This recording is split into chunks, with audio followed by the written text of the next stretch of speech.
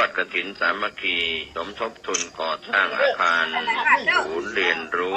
และพิพิธภัณฑ์ติโรกราชทอดถวายณวัดป่าแดงมหาวิหารตำบลสุเทพอำเภอเมืองเชียงใหม่จังหวัดเชียงใหม่ตรงกับวันพุธที่30ตุลาคมพุทธศักราช2567เวลา 9:30 น.เป็นต้นไปโดยมีรองศาสตราจารย์ดร.ธงชัยฟองสมุทรคณบดีคณะวิศวกรรมศาสตร์มหาวิทยาลัยเชียงใหม่เป็นประธานพร้อมรองประธานสายงานต่างๆก็มีสายคุณมานพสกุลวัฒนะสายคุณสมจิตวงจันทร์คำสายคุณสิริรักษ์ตันติเสรีสายคุณแสงทองวรวีระวงศ์สายอาจารย์เนสมพงษ์ปันธกาสายศิษย์เก่าโรงเรียนบาริสาธิตมจรสายคณะศรัทธาวัดป่าแดงมหาวิหารทุกท่านผู้ใจบุญร่วมทำบุญผ่านธนาคารบัญชีกรุงไทยโอนผ่านเลขที่บัญชีวัดป่าแดงมหาวิหารต้องอนุโมทนาท่านหนึ่งวันนี้กลุ่มหนึ่งคณะหนึ่งนั่นคือครูโรงเรียนบ้านเชียงดอยตำบลสุเทพอำเภอเมืองจังหวัดเชียงใหม่ของเฮานำโดยท่านผอ.ศิราคำฟูได้ปากันมาโดยมีคณะครูบาอาจารย์ของโรงเรียนมาร่วมทำบุญทอดกฐินสามัคคีในวันนี้ต้องอนุโมทนาโดยและต่อไปผมได้รับความอนุเคราะห์จากคณะโรงเรียนบ้านเชียงดอยจะมาซึ่งเป็นศิษย์เก่าของโรงเรียนบ้านเชียงดอยทำคนหนึ่งต้องอนุโมทนาโดยญาติโยมทั้งหลายหลายห้องหลายส่วนหลายอย่างหลายอันในวันนี้ต้องบอกประกาศญาติโยมทั้งหลายว่าซึ่งวันนี้วัดป่าแดงของเรามีการทอดกฐินสามัคคีเพื่อสิ่งหนึ่งที่เราต้องการกันไว้นั่นคือบุญและกุศล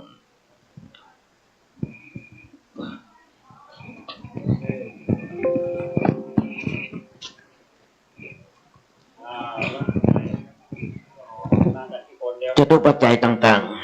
ๆในงานทอดกฐินในวันนี้ซึ่งรองศาสตราจารย์ดร.ธงชัยฟองสมุทร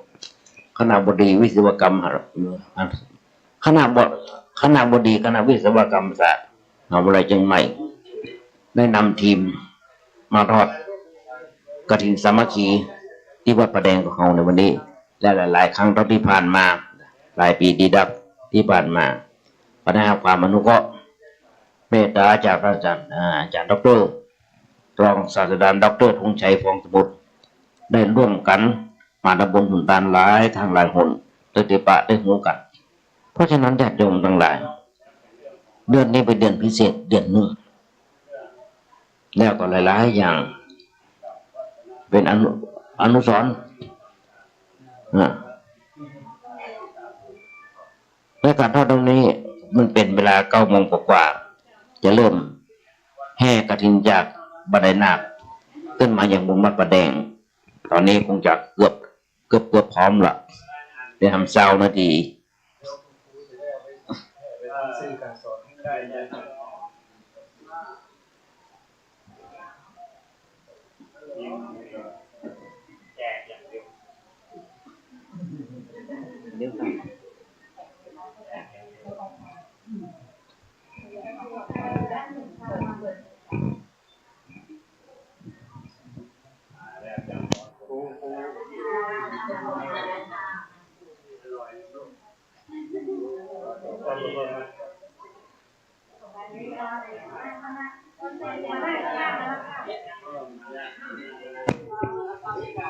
หลายครั้ง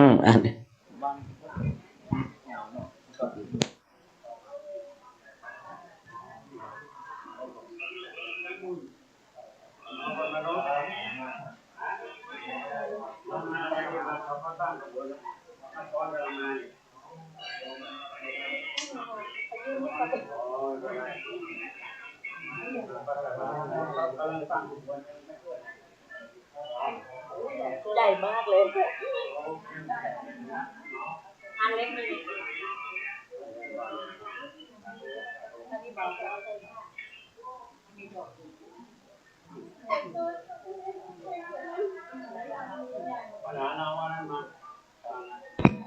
ฐินสามัคคีในปีนี้ญาติโยมทั้งหลายเป็นปีหนึ่งที่เขาได้ทอดกฐินลอยฟ้ายังพอเพื่อเป็นกฐินที่กฐินลอยฟ้าเป็นกฐินแบบออนไลน์เป็นกฐินแบบ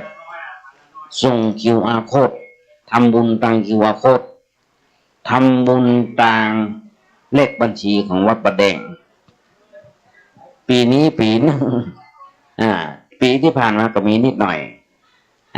กึดได้ทีหลังก็มากึดได้เหมือนกันนะแต่ว่าส่งมาตามปีนี้ก็เลยมีการออนไลน์ส่งไปตามไลน์ตามเฟซบุ๊กตามเมสเซนเจอร์ตามYouTube อย่างต่างๆส่งไปให้กับนักศีลนักบุญเพราะว่าจะไปอยู่ต่างประเทศกาอยู่บ้านเฮากาซึ่งตมานั้นได้ส่งไปถึงต่างประเทศส่งอันเปิ้นฮ้องว่าอย่างก็ดีกาบอกบุญไปถึงต่างประเทศแล้วก็โอนเข้าบัญชีวัดเลยสแกน QR code ของวัดประแดงได้เลยแต่มีหลายที่หลายแห่งญาติโยมทั้งหลายต้นก็บอกว่าออกภาษามาเดี๋ยวซองข่าวผิวเขาวัดมุ่นเขาบ้านมุ่นบางที่บางแห่งจนกลัวซองกฐินกลัวซองขาวกลัวเรืออย่างก่อน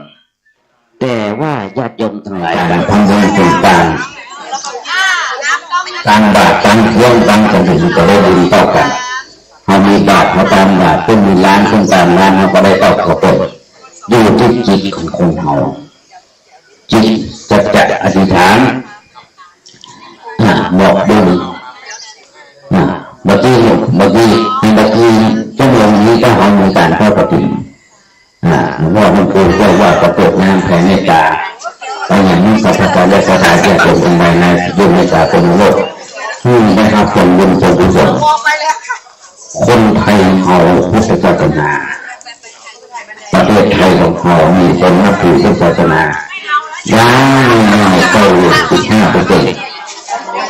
เขาดี5%นี่ก็พอแล้วมีคนนับถือพุทธศาสนาของเขานอกนั้นอย่าง5%นั้นศาสนาต่างๆศาสนาพุทธของเขาเจริญก้าวหน้าไปยิ่งขึ้นไปเพราะพุทธบริษัททั้ง4ตัวมีสถาญาติโยมทั้งหลายได้ร่วมกันจู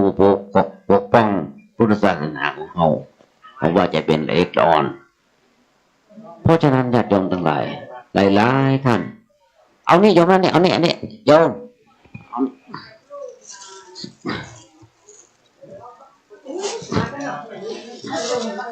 นี่ได้เลยหลายที่หลายแห่งเอาทำบุญบางที่บางแห่งบางวัดบางบ้านบางหมู่บ้านเอาพุ่มกฐินไปตั้งหน้าร้านเอาพุ่มกฐินไปตั้งหน้าร้านเนี่ยว่าจะเป็นร้านขายของร้านต่างๆก็เอาไป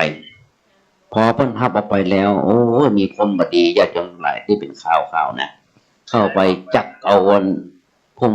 พระป่าพุ่มกฐินนะพุ่นไปเข้าไปเซาออกมาร้อยเป็นอย่างนั้นบางคนเปียล้นเลยก็มีญาติโยมทั้งหลายเนี่ยญาติโยมคนเฮาคนทำบุญจุนจานกันมาทำ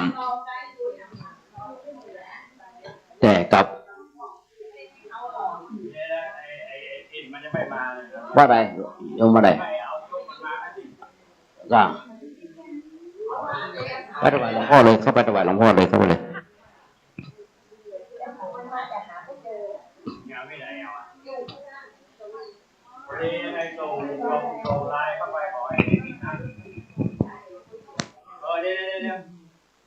เอามาเนี่ยเอา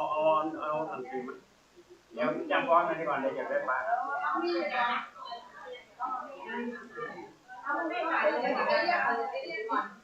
าหนังสือบ้างไหมเดี๋ยวจำก้อนลงไปด้วยเ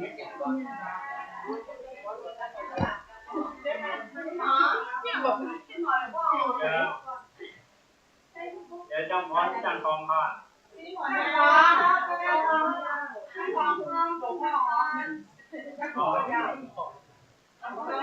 คุณแมวอันหนึ่งคือแก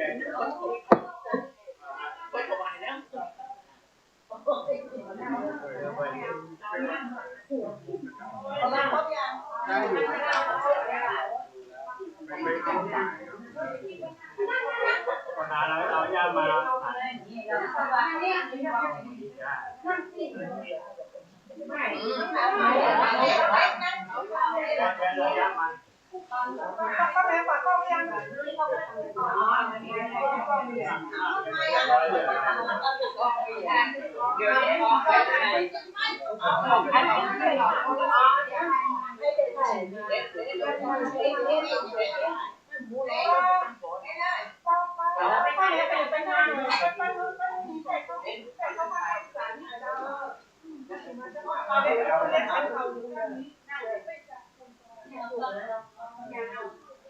เป็นมึงดูว่ามุมกล้องดีไหมมันบีบนั่นน่ะเอาไปอยู่ตรงนั้นเอาขยับไปหน่อยขยับไปหน้าหน่อยศีลทานคือสังฆทานบุญทานยิ่งใหญ่1 เดือนท่านกำหนดข่าวสารเพื่อการประชาสัมพันธ์ขอเชิญชวนผู้ใจบุญใจกุศลร่วมทำบุญทอดกฐินสามัคคีสมทบทุนก่อสร้างอาคารศูนย์เรียนรู้และพิพิธภัณฑ์ติโรกราชทอดถวายณวัดป่าแดงมหาวิหารตำบลสุเทพอำเภอเมืองเชียงใหม่จังหวัดเชียงใหม่ตรงกับวันพุธที่30ตุลาคมพุทธศักราช2567เวลา 9:30 นาทีเป็นต้นไปโดยมี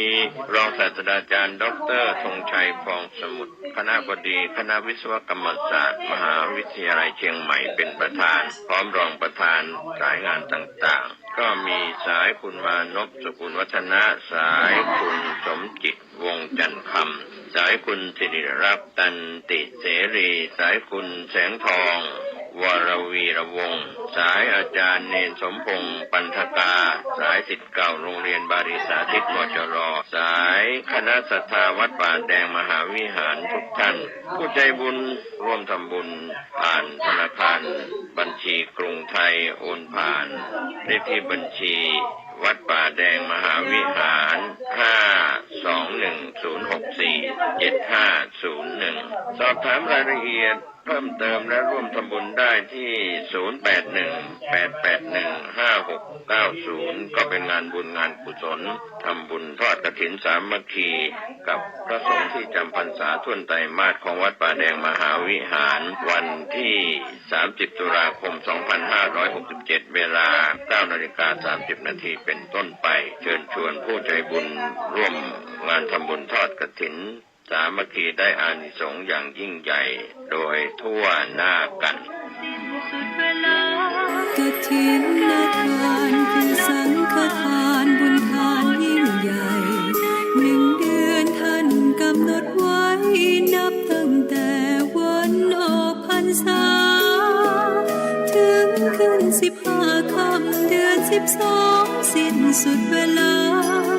เป็นการละทานล้ำค่าสืบทอดนานมาแต่ครั้งพุทธกาลขอเชิญชาวพุทธร่วมใจกันทำบุญทอดกฐินบำรุงพระสงฆ์ผู้ทรงศีลทำรงพุทธศาสตร์ยืนนานล้อมรวมศรัทธาเพิ่มพูนกุศลบุญทานต่อยอดประเพณียาวนานทอดกฐินทานตามกาลเวลาสร้างมนุษย์สมบัติสวรรค์สมบัตินิพพานสมบัติเพิ่มพูนศรัทธาปัญญาขจัดความตระหนี่ห่างไกลชีวาสร้างเหตุความร่ำรวยด้วยกฐินทานล้ำค่าสร้างเหตุปัจจัยด้วยศรัทธาด้วยปัญญารู้เห็นทำตามจริงขอเชิญสาธุชนสร้างบุญกุศลยิ่งใหญ่ร่วมทอดก ทินด้วยใจสร้างหลักใช้ชีวิตไว้พึ่งพิงผ่านศีลภาวนาทำให้ครบถ้วนเกิดสุขแท้จริงเพิ่มบุญกุศลสูงยิ่ง เจ้าภาพโรงทานมีเพิ่มเติมไหมนักงานป้าก็ประกาศแห่งรอบหนึ่งอันดับที่หนึ่งนายพงษ์คำดีนางคำสุขปินตาเอาน้ำแข็งมาถวายตลอดงานรถเลี้ยงพงษ์เขานี่ถึงเป็นประจำนะเรื่องพงษ์คำดีนะกับเลี้ยงคำสุขปินตาเป็นประจำทุกปีสองหอพักไฟคำร้องครอบครัวเอาลาบบัวกับเขานึ่งสามโยมแม่ทองเหรียญที่กระนกร้องครอบครัวเอาผัดไทยผัดไทยแม่สมพรด้วยกันโอผัดพันร้องครอบครัวแม่สุนทรีจากเราพิณะสารวิจิตร้องครอบครัวทางพ่อยะนันแบบว่าและแม่พรสวรรค์แบบว่าน้องครอบครัวอันนี้ร่วมกันช่วยกันคนละบาทคนละเฟืองมาเอาร่วมกันทำผัดไทยมาถวายมาเลี้ยงโครงการวันนี้สี่คุณสมนึกยุเวศพร้อมครอบครัวเอาขนมปังตั้งลงทานห้าอาจารย์สมพรสไลเบอร์พร้อมครอบครัวเอาโกกี้เนื้อสดหกคนพิมุขพงษ์พระป่าทองพร้อมครอบครัวเอาข้าวเหนียวข้าวกันจีนน่ะ200 ห่อ7คนสิริลักษณ์ตันติเสรีพร้อมครอบครัวเอาผัดไทยกับราดข้าวผัดหน่อไม้ข้าวเหนียวหมูปิ้งข้าวเหนียวไก่ทอดมาโดยโอ้ว่าจำนวนตัวใดแต่คนทวัชชัยคงเป็นจังหวัดโตสายมุงพร้อมครอบครัวเอาขนมเส้นมากับมีกรอบและบ่อสำเนียงกิติจันทร์พร้อมครอบครัวแม่คนจำเรียงบ่อสำเนียงพวกคนจำเรียงกิติจันทร์พร้อมครอบครัวเนี่ยร่วมกันกับคุณทวัชชัยและคุณเบญจวรรณโตสายมุงพร้อมครอบครัวขนมเส้นกับมีกรอบ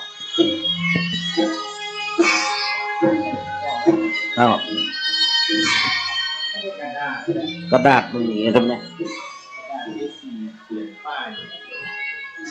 เมียบอกมันกว้างในได้ป่ะมีหมดอ่ะสองอันกระดาษ A4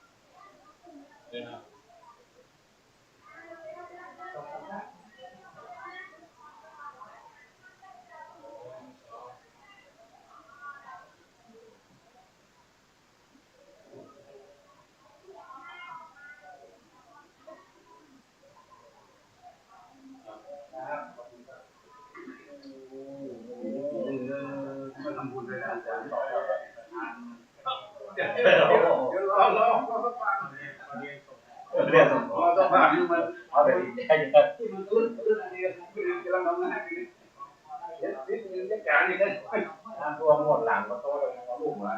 น้ำท่วมโอ้โหมันจำนวนท่วมอะไรแล้วนะท่วมมาที่มองไหลมันโตไหลหมดเชื่อน้ำท่วม2 แง่2อะไรรถแล้วจะได้นะหมดหลังนะครับหมดหลังหลายรอบต้นเดือนน้ำท่วมหลังนี่แค่เนาะโอ้ เดี๋ยวเขาขบวนแต่ยังอยู่รุ่มก่อนนะครับไปไหนวันเข้าขบวนเดี๋ยวรุ่มว่าไปอะไรไม่เคยชนะ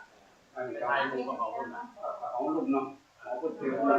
มันการพ้นรอบมา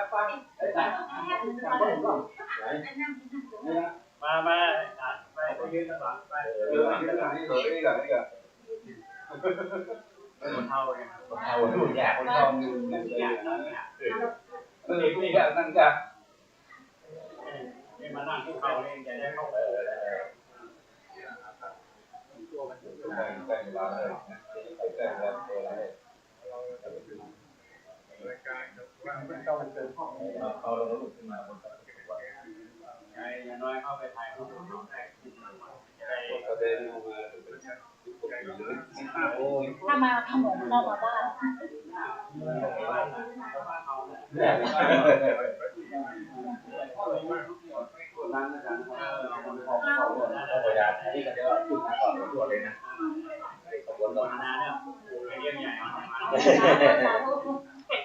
ไล่องค์กรรุ่นเก่าแล้ว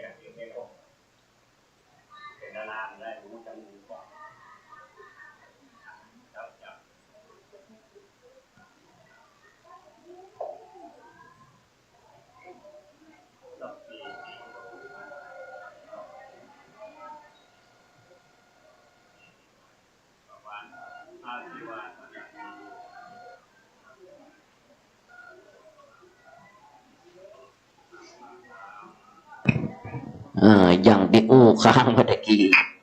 ว่าปีนี้ปีหนึ่งที่ออนไลน์ทำบุญทอดกฐินแบบออนไลน์แบบดิจิตอลนั่นคือโอนเข้าบัญชีวัดประแดงโดยตรงหรือไม่ก็QR code ส่งมาทางเข้าบัญชีของวัดโดยตรงเพราะฉะนั้นญาติโยมทั้งหลายยุคนี้สมัยนี้เป็นยุคอินเทอร์เน็ตเป็นยุคดิจิตอลทำบุญแบบออนไลน์เพิ่มทำบุญมาฝากทำบุญมาหลายๆคนไปกันแล้วก็มีโยมมีลูกศิษย์ลูกหาลูกหลานกันเต้านั่งปั่นปอนเพื่อเปิ้นแล้วก็ใจวิดีโอคอลวิดีโอหากันปั่นปอนเพื่อเปิ้นจากกรุงเทพพ้องยังพ้องต่างๆแล้วเปิ้นก็ฮับปอนในทางวิดีโอเนี่ยญาติโยมทั้งหลายยุคนี้สมัยนี้เขาต้องทันสมัยว่าจะว่าเล่นมาเล่นเฟซเล่นอย่างบ่ได้ก็ได้เขาจะต้องมีการอัปเดตนั่นแหละอัปเดตต้องมีการพัฒนาขึ้นมาเกือบทุกอย่างจะจ้างก็จ้างมาจ้างเกิดมาได้แต่มาอายุนักแล้วก็ให้ลูกให้หลานสอนว่าตรงเนี้ยอย่างนี้ทำแบบนี้นะญาติโยมทั้งหลายตั้งเทคโนโลยีดึกนี้เอาบัตรตันเปิ้ลมันเปลี่ยนแปลงเพิ่มเติมหลายเราต้องอัปเดตหรือว่าเราต้องพัฒนาขึ้นมาหลายอย่างที่บอกญาติโยมทั้งหลายว่าทุกวันเนี้ยต้องมาอัปเดตมาอัปวัฒนาตัวเขาก็ยิ่งย่ำอยู่กับปีเพราะฉะนั้นปีนี้ปีหนึ่งที่สถานญาติโยมที่ว่ากัวซองกฐินนั่นน่ะกัวซองพระป่านั่นน่ะไม่จำเป็นพอเข้าหูกับพอแล้วก็ส่งออนไลน์มาโอนเข้าบัญชีของวัดโดยตรงเลยQR codeก็มีเลขบัญชีของวัดประแดงก็มีโอนเข้ามาได้เลยเพราะฉะนั้นปีนี้ปีหนึ่งที่บอกว่าเขาว่าต้องแจกซองกฐินนะจะมาก็ขออาจารย์น้ำบุครูเจ้าว่าคุณไป100 ซองแจกไปแจกมาบวชนี่อยู่นักพอสมควร30-40 ซองไม่เกี่ยวส่งถ่ายรูปส่งไปถ่ายรูปส่งไปหลายท่านมีไหมนานดีมาแล้วครับนานดีมานี่แล้วครับน่าส่งให้มาละ เดี๋ยวเขาจะ เพราะฉะนั้นแบบเนี้ยเป็นทำบุญแบบออนไลน์ ถามว่าจะได้บุญก่อนจะได้กุศลก่อนมันได้หมดญาติโยมทั้งหลายอยู่ที่จิตของคนเฮาจิตเขานึกว่าเขาได้บุญเป็นก็เป็นบุญแล้วถามว่าบาปคือหยังบุญคือหยังบาปคืออิ่มความอิ่มเอิบใจญาติโยมอิ่มเอิบใจมีบุญกันแน่ได้บุญกันแน่น้องพอเถอะญาติโยมน้องพอคุณทั้งซ้ายทั้งขวาทั้งหน้าทั้งหลังพวกเก่าเถอะว่าที่มาร่วมทำบุญเท่ากฐินสามัคคีที่วัดบะแดงในวันนี้ใบหน้านี่ยิ้มแย้มแจ่มใสบอกว่าจะเป็นจ้างฟ้อนกันอย่างการต่างๆที่เพื่อแต่งเนื้อแต่งตัวมางามที่ดีก็รอว่าเพราะว่าเนี่ยก็มีแต่คนยิ้มตรงนั้นเลยเนี่ยที่นี่คือตัวบุญตัวหนึ่งตัวใหญ่ตัวหลวงเลยคนถึงบอกบุญคือความอิ่มเอิบใจบุญคือความอิ่มเอิบใจ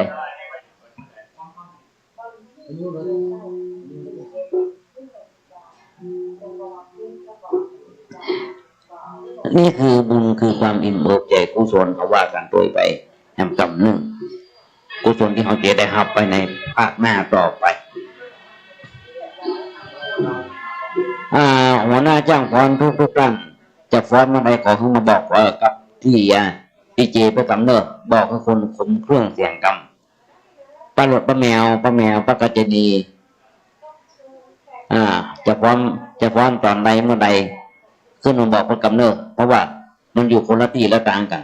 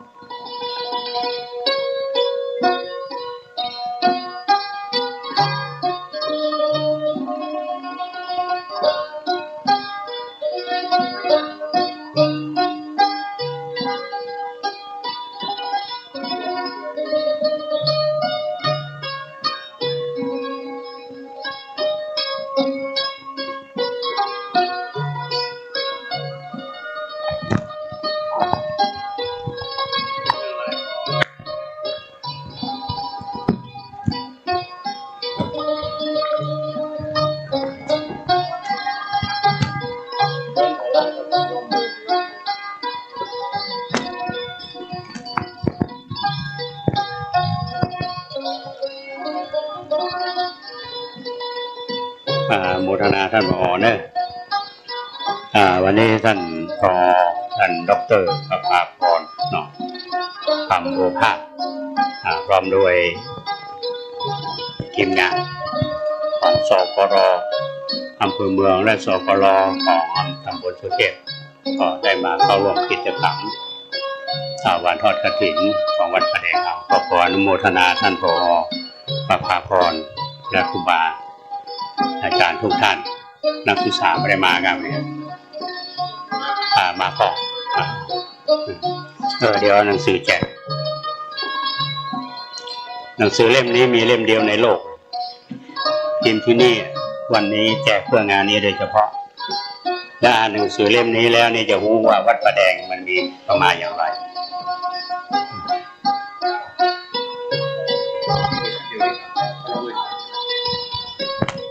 อันนี้พูดออกมาจะกว้างกว่านั้นก็ยังได้คนมโนบมาละ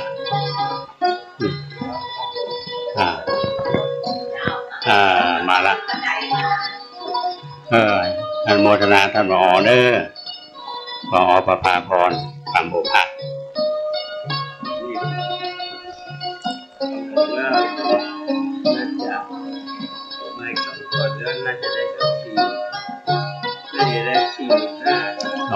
อนุโมทนาเป็นหุ้น24,000ใส่ต้นอ่ะต้นมาก็ถือว่าประมาณ45,000ประมาณนั้นเนาะอนุโมทนาคนมนพเนาะยะถาวะริมหาปุราปาริปุเรนติสาคารังเอวะเมวะอิโตทินังเปตานังอุปกัปปติอิจิตังปฏิตังตุมหังคิปะเมวะสะมิจันทุสเปปุเรนตุสังกัปปะจันโทปนาราโสยะถามณีโชติระโสยะถาสัพพิติโยวิวัจจันตุสัพพะโลกโวินัสตุมาเตภวัตวันตรายโยสุขีทีคายุโภภวะอาภิวาทนาสิริสะนิจังพุทธาปัจจายโนจัตตารุธรรมาวัฏันติอายุวโนสุขังพลังเดี๋ยวท่านจะเข้ากระบวนตัวนี้มั้ยเดี๋ยวเราที่บทวนจะได้จุดเทียนครับผมเดี๋ยวไปเห็นเป็นถ่ายรูปมุมไหนจะดีข้างหน้านี่ประมาณนี้ถ่ายตอนตะเกียงก่อนจะไปถ่าย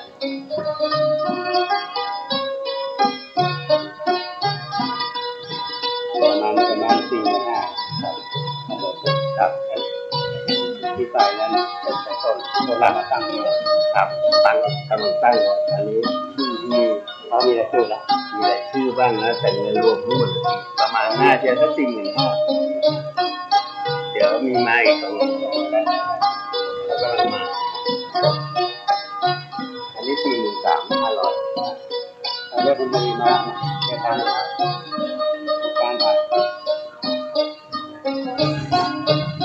ยก็ถูกถวายเลย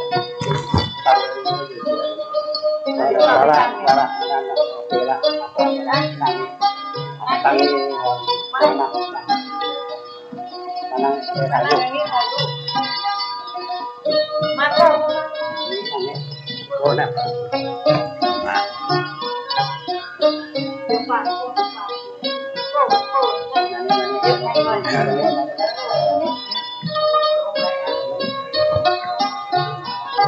ต่อหลังนี่เอาจุดเลื่อนนะไปหน่อยเอาอีก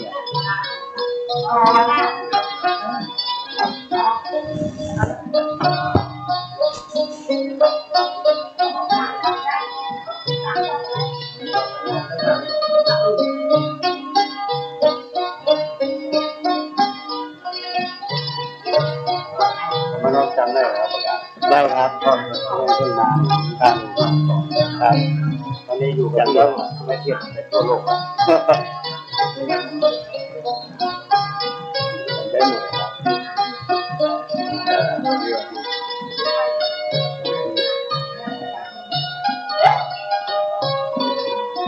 ที่ผ่านนี้ไปหาหมอ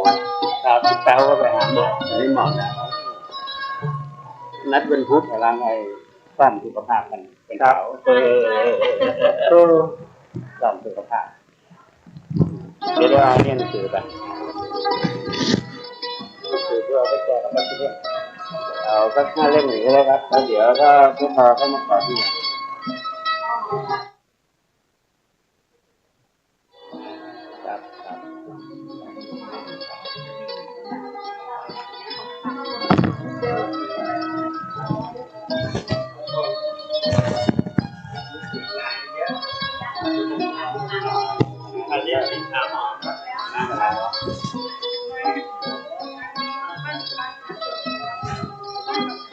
còn lần chơi đó ấu gần một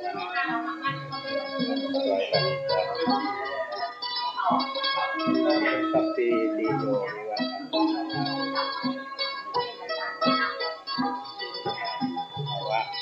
ทาติวัฒนาติสานิจังวุฒาปัจจายโนชัตถาโนธรรมาวัฏันติอายุวันโนสุขังภะลังอนุโมทนาเด้อสุขดีอยู่ดีมีสุขมาร่วมบุญกัน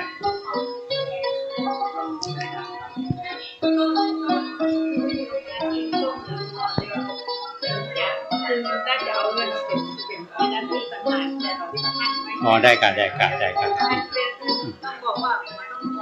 อ๋อได้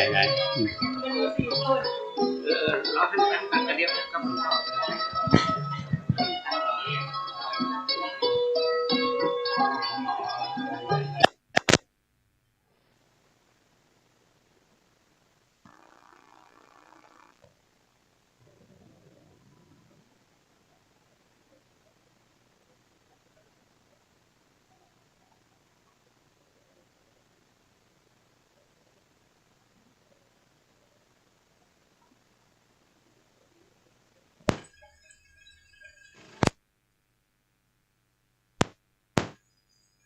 เร่งตัวนี้นะ3-4เนี่ยนะ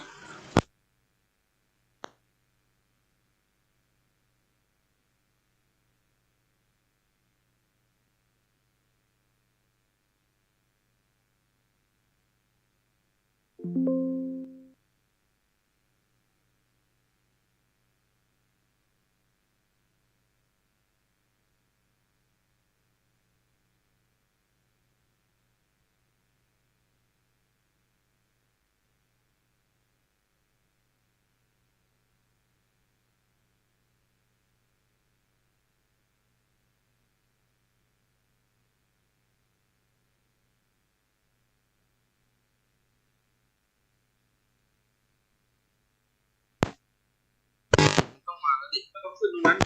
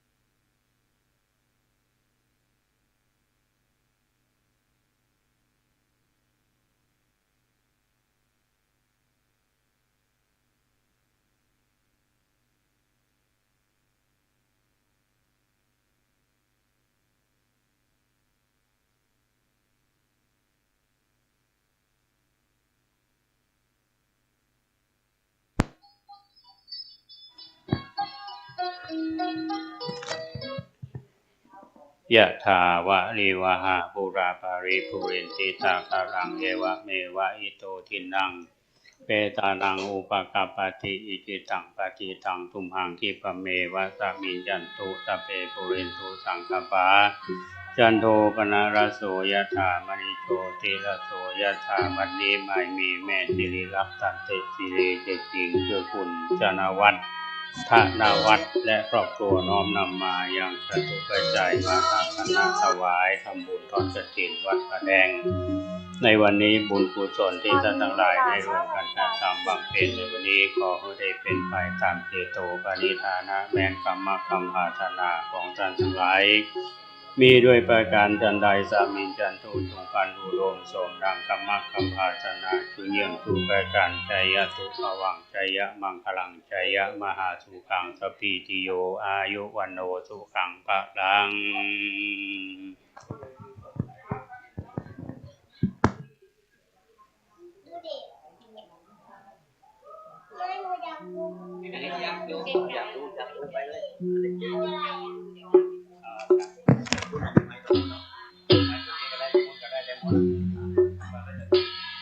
ครับตอนนี้ขบวนของกฐินนะครับได้ขึ้นมาถึงบนวัดแล้วนะครับเนาะเขาจะแวดไปทางใดนะครับเอารอบวิหาร นะครับตั้งหน้าก่อนเนาะนะครับแล้วก็เดี๋ยวเราจะแวดนะครับ เพราะว่าตอนนี้จะมีจ้างฟ้อนของเทศบาลตำบลของเราเนี่ยนะครับเนาะนะครับได้มาร่วมด้วยกันในวันนี้นะครับเราจะมีจ้างฟ้อนที่ฟ้อนฮับอยู่นะครับ ตอนนี้ขบวนกฐินจะแวดไปทางขวามือนะครับเนาะนะครับ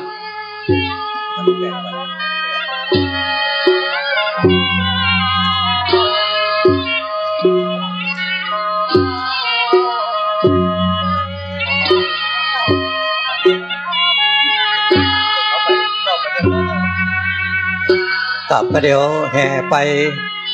แห่ครบมาแวบแล้วก็จะมาจุอยู่ทางหน้าวิหารเนอะนะครับเนอะครับครับตอนนี้เอาขบวนนะครับขบวนแห่นะครับเนาะเอาแห่ไปนะครับเนาะ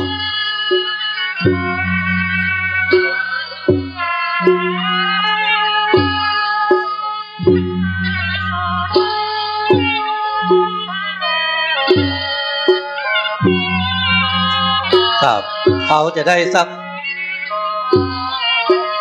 เอา1 หอบเนี่ยนะครับเนาะหรือว่าเขาเตียวบะไก่จะได้เอาสัก3 หอบนะครับครับเขาจะแวดไป3 หอบนะครับเนาะนะครับ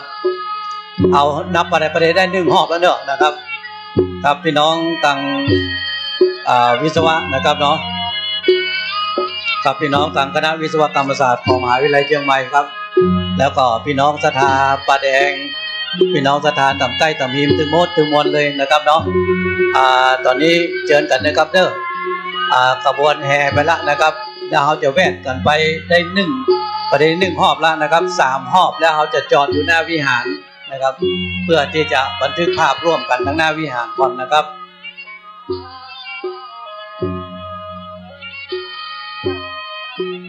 เราจะบันทึกภาพร่วมกันที่ทั้งหน้าวิหารนะครับขึ้นเป็นบุญกุศลกับที่พวกเราพี่น้องคณะวิศวกรรมศาสตร์นะครับพี่น้องของเราตึงมดตึงมวลนะครับที่ได้ร่วมกินร่วมทานด้วยกันในวันนี้นะครับปีหนึ่งเราก็ได้มาร่วมทำบุญทานกฐินร่วมกันครับเชิญพี่น้องเลยนะครับประเด็นนี้ได้กี่หอบละนับเอาคนเดียวเนอะนะครับ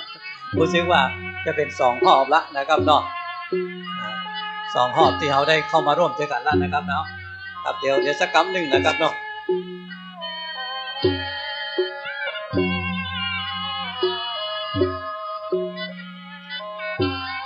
ท่านเทพนะครับครับ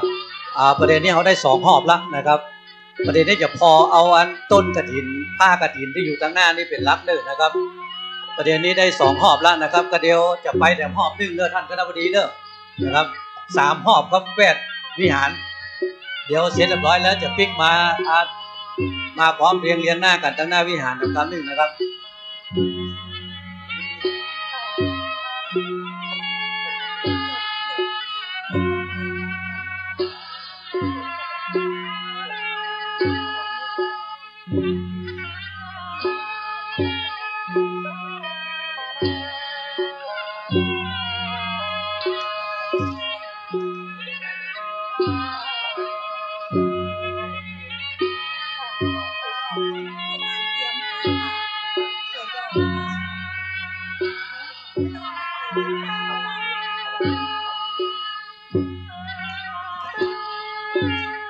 เขาจะได้3 หอบนะครับประเดี๋ยวนี้ไปละนะครับ2 หอบละนะครับประเดี๋ยว3 หอบแล้วหัวแถวจะอยู่ด้านหน้าวิหารก่อนเนอะ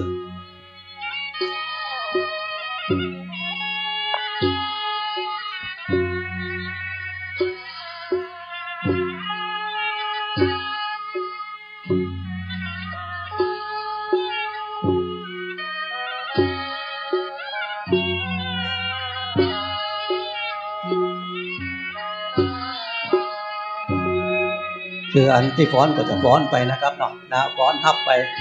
แล้วก็เดี๋ยวหัวแถวจะมาอยู่ทางหน้านี้เนอะนะครับท่าน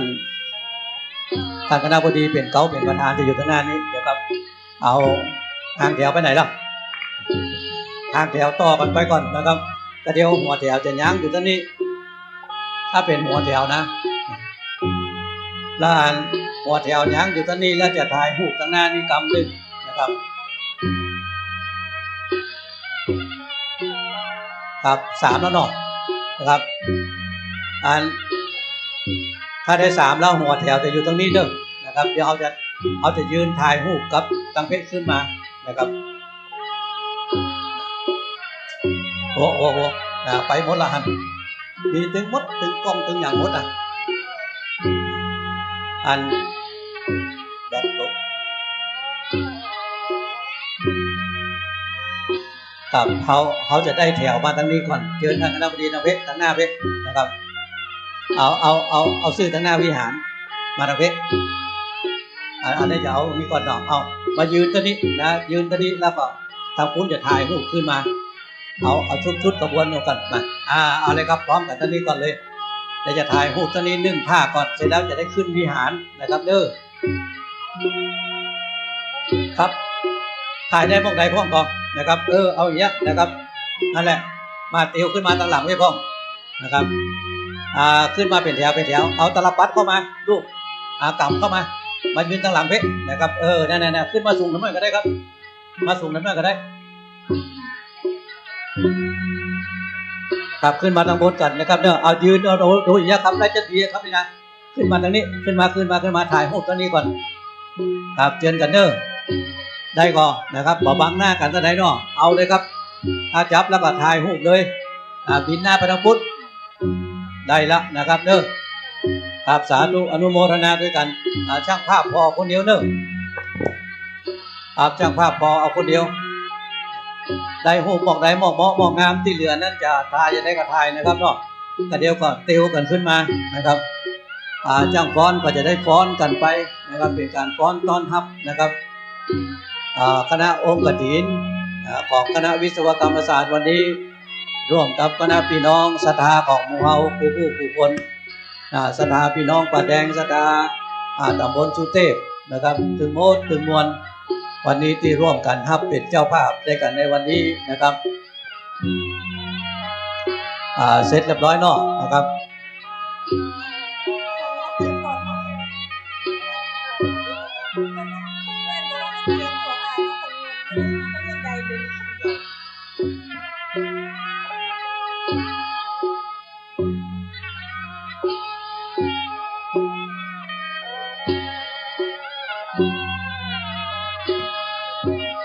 ครับตอนนี้รู้สึกว่าจะมีที่เก็บผ้าอยู่ข้างบนนั่นนะไม่ก็มีไหนล่ะถ่ายรูปข้างหน้านี้ครับประเด็นนี้ครบ3แล้วนะประเด็นนี้นะครบ3แล้วประเด็นนี้ต้นตั้งอยู่ตรงไหนเราประเด็นนี้สุมาจะถ่ายรูปตรงนี้ผมกำนะครับเด้อแต่เดี๋ยวขอยืนท่านก็ได้นะครับครบ3แล้วลูกประเด็นนี้ครบ3รอบแล้วนะครับเขาจะท่าฟ้อนแล้วเสร็จเรียบร้อยแล้วเขาจะถ่ายรูปตั้งหน้าพร้อมกันที่ทำกำ1นะครับครบแล้วเด้อพี่น้อง3รอบแล้วนะครับเวลาเตียวไปเตียวมานี่มันเลยบอกหูนะครับเพราะว่ามันม่วนหรอกเขาได้กินได้ตานี่3รอบเพราะยังหมูว่า3รอบเป็นอะไรประเด็นนี้นะตัวคนเดียวเนอนะครับครับตอนนี้เขาก็ได้มาร่วมกินร่วมทานมาด้วยกันนะครับเนาะฟ้อนแล้วละกาประเด็นนี้แล้วละกาประเด็นนี้เพราะว่าจะได้ฮะอันยังไม่ได้ฟ้อนครับประเดี๋ยวนี้จะได้ครับประเดี๋ยวนี้แถวทั้งรูปน่าจะครบ3 รอบแล้วนะ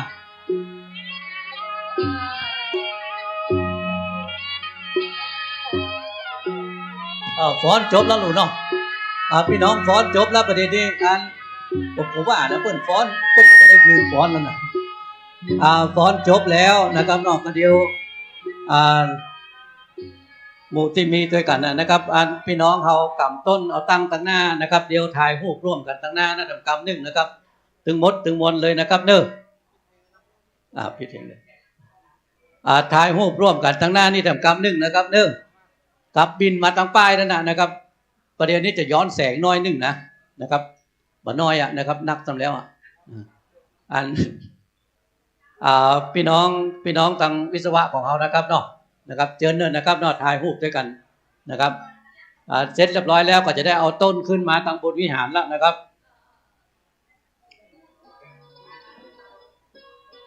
ครับเดี๋ยวจะได้เอาต้นขึ้นมาบนวิหารครบถ้วนกระบวนความเสร็จเรียบร้อยแล้วนะครับ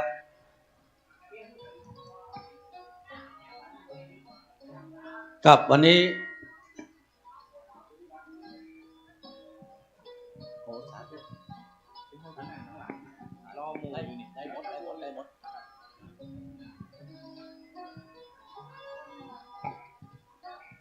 ครับวันนี้เราก็จะมีกันหลายอย่างตัวนะครับเนาะ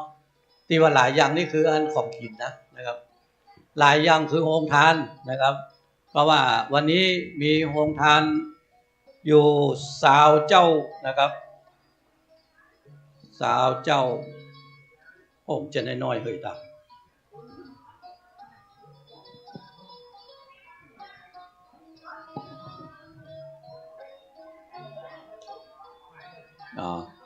สาวสองเจ้านะครับเนาะที่จะมาร่วมด้วยกันในวันนี้นะครับก็เดี๋ยวก็ว่านะครับว่ามีอย่างพ้องนะครับเนาะถ่ายรูปร่วมกันทั้งรูปมัดเสร็จเรียบร้อยแล้วก็เดี๋ยวเชิญขึ้นมากันตะบนเนอะนะครับท่านคณบดีนะครับนำเอาคณะและทีมงานขึ้นมาตำบลเลยนะครับเนาะถ้าพรั่งพร้อมท่านแล้วนะครับท่านรองศาสตราจารย์ดร.ธงชัยฟองสมุทรนะครับท่านคณบดีคณะวิศวกรรมศาสตร์มหาวิทยาลัยเชียงใหม่พร้อมกับด้วยคณะทีมงานของคณะวิศวกรรมศาสตร์นะครับก็ถือกันว่าเป็นประจำอยู่ทุกปีนะครับที่คณะวิศวะได้น้อมนำมาถวายในที่นี้นะครับเนาะว่าจะอ่านก็เอานะครับเนาะเอามาร่วมด้วยกันตอนนี้จะมีในส่วนของสามัคคีนะครับสามัคคีในส่วนอื่นๆนะครับที่จะได้นำมาถวายจะได้ตานก่อนนะครับปั่นปอนก่อนนะครับฮับปอนที่พระอาจารย์เด้อนะครับนั่งอยู่ใกล้ท่านนะครับเสร็จเรียบร้อยแล้ว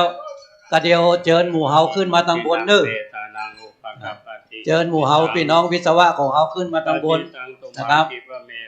มีจันโตสเปปุเรนตุสังคปาจันโตปนะระโสยถามณิโชติระโสยถาสัพพิติโยวิวัจจันตุสัพพะโลโก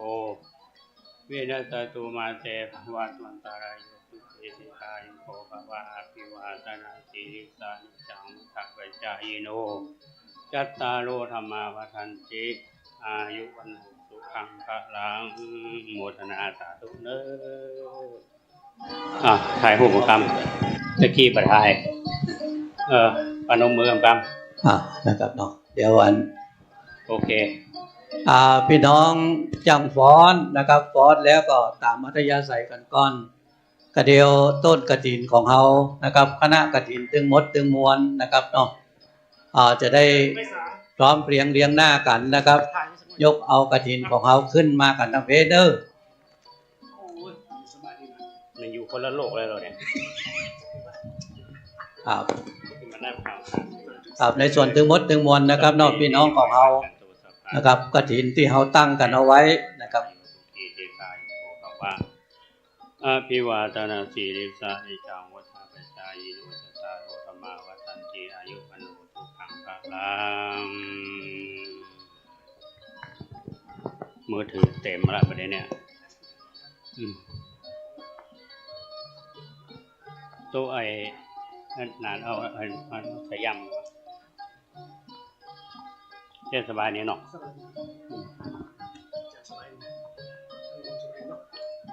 พอทนได้เนี่ยเนาะ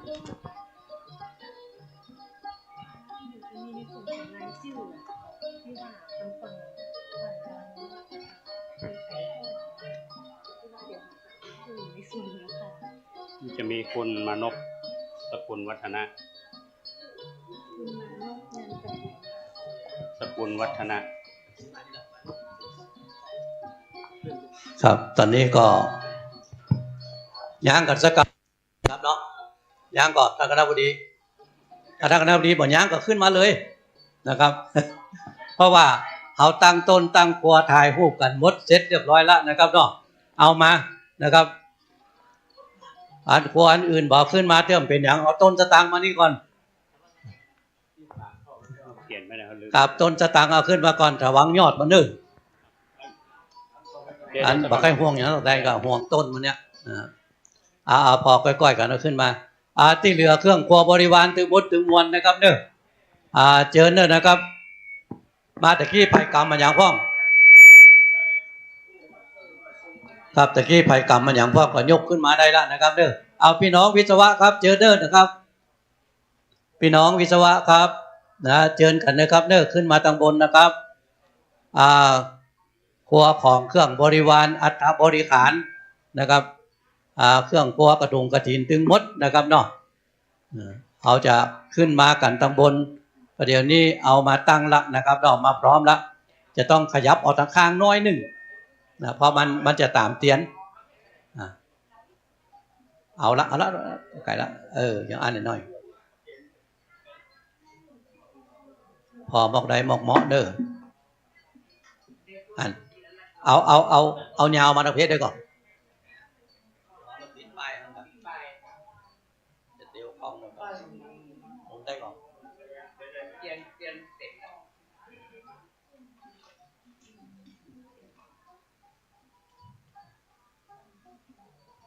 ครับก็เดี๋ยวเครื่องของบริวารอย่างตึงมดตึงมวลนะครับยกมาล่ะถ่ายล่ะ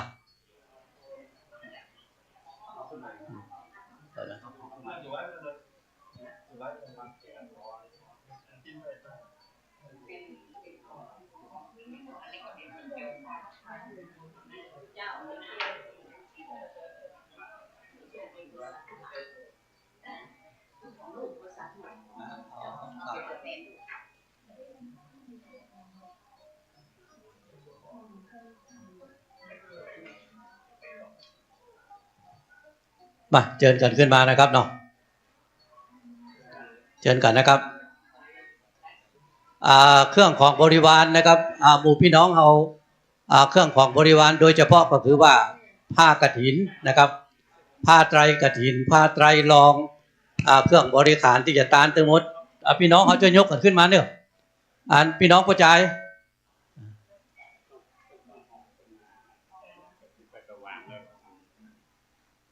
พี่น้องผู้ชายนะครับเนาะพี่น้องผู้ชายนะครับช่วยเอาผ้าขึ้นมาเนี่ยนะครับ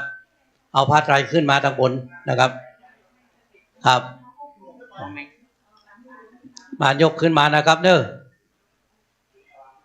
ต่างผ้าไตรลักษณ์ไตรรองเครื่องของบริวารกฐินอย่างถึงมดถึงมวลนะครับเชิญนะครับเนอะนั่งกันไปเลยนะครับนั่งกันตั้งหน้าตั้งหลังได้หมดนะครับนะก็เดี๋ยวเก้าอี้ปอนั่งคำพื้นนะครับเครื่องกฐินอย่างวางตั้งหน้านั่นเลยนั่นนะครับเนอะเครื่องครัวกฐินถึงมดนะครับเอาไว้ตั้งไว้นะตั้งไว้นะ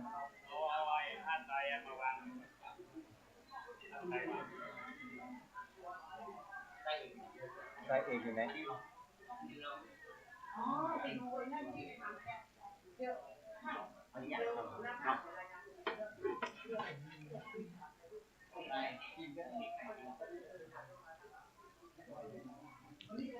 เชิญขึ้นมาทางบนแถม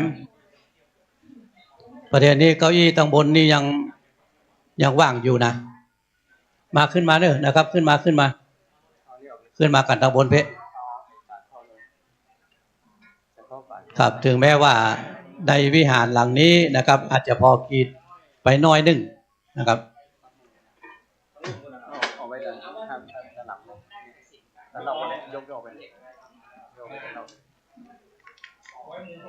มาครับมานะครับนั่งกันก่อนเถอะนะครับเนอะนะครับนั่งกันก่อน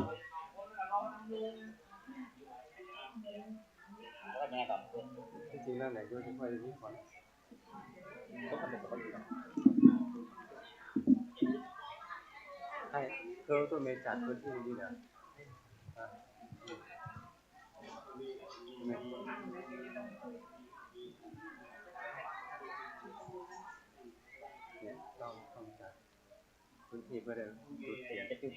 ครับพี่น้องกูพูดกูกดนะครับเจอเลยนะครับตั้งเก้าอี้นะตั้งหลังแถมนะครับก็เดียวบ่มีอย่างเขาจะนั่งตั้งหน้านี่ได้หมดนะครับก็ตั้งบนนี่ก็ยังมีแถมหลายอยู่นะครับพี่น้องเขาเชิญกันนะครับเด้อ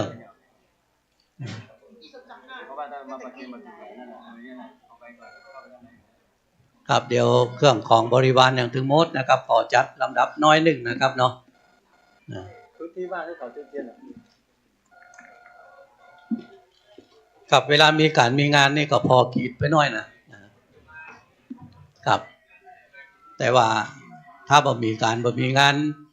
วันศีลวันธรรมธรรมดานี่ก็มอกจับพอดีนะสำหรับพี่น้องป่าแดงนะครับเพราะฉะนั้นในวันนี้พี่น้องป่าแดงนะตึงมดตึงมวลนะครับเนาะได้ความยินดีครับที่ได้ทับตอนพี่น้องคณะวิศวกรรมศาสตร์ผู้คนนะครับที่ได้มาร่วมกินร่วมทานด้วยกันในวันนี้กับในการทอดกฐินของเขานั้นคณะวิศวะนะครับก็ได้ประวารณานะครับเนาะในเรื่องของการที่จะช่วยกอยเสนาสนะถาวรวัตถุปรับปรุงสถานที่ทั้งหลายของวัดป่าแดงมหาวิหารของเขานี้นะครับเพื่อที่จะให้ได้เหมาะได้งามได้เหมาะสมกับที่เป็นมหาวิหารนะครับเพราะโดยชื่อก็คือป่าแดงมหาวิหารนะครับสมัยพญาติโลกนั้นวัดนี้เป็นวัดใหญ่นะครับเป็นวัดที่เป็นที่อยู่ของพระมหาเถระเจ้าล้านนานะครับที่ได้ไปศึกษาอยู่ที่ลังกานะครับปิกมาเผยแพร่พระศาสนาที่นี่ตามเนื้อที่เขาหันกันอยู่ประเดี๋ยวนี้นะครับเนาะอาจจะน้อยนะครับแต่ว่าถ้าเช่นสมัยก่อนนั้นเนี่ยนะครับมันลงไปถึงในหมู่บ้านพุ่นนะครับถ้าเขาเข้ามาตามบนทางนั้นซ้ายมือเขาจะหันว่ามีกู่ของพระเจ้าสามฝั่งแขนนะครับตั้งอยู่ในหมู่บ้านพุ่นนะครับแล้วก็พระอุโบสถก็อยู่ในท่ามกลางหมู่บ้านไปละถัดขึ้นมาแถมน้อยหนึ่งก็เป็นที่วัดที่กำลังขอพี่น้องศรัทธาที่อาศัยอยู่นะครับได้ขยับขยายกันออกไปตั้งหน้านั้นก็จะเป็นที่แต่ส่วนหนึ่งนะครับที่จะเป็นที่ของวัดนะครับเนาะจริงๆเราเอาเฉพาะนี่ครับพี่น้องศรัทธาผู้คนเลยนะครับวันนี้เราได้กินได้ทานด้วยกันนะครับเนาะมาร่วมอนุโมทนาบุญกับพี่น้องคณะวิศวกรรมศาสตร์นะครับปีแล้วก็คณะวิศวะนะครับเนาะที่เราได้มาร่วมกันที่นี่มาร่วมกินร่วมทานด้วยกันที่นี่นะครับ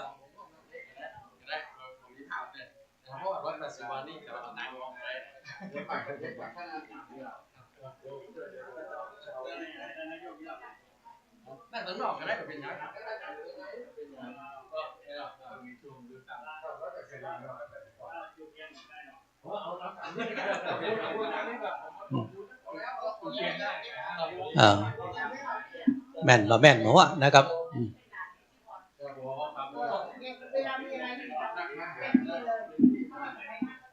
ครับเชิญชวนพี่น้องเฮาเนอร์นะครับสักคำหนึ่งนะครับเขาจะได้เริ่มพิธีของเขานะครับเขาจะได้เริ่มพิธีถวายผ้ากฐินนะครับเนาะเดี๋ยวสักคำหนึ่งก่อนนะครับตอนนี้เขาก็จะอยู่ในส่วนที่ร่วมด้วยกันตึงมดตึงมวลที่นี่นะครับ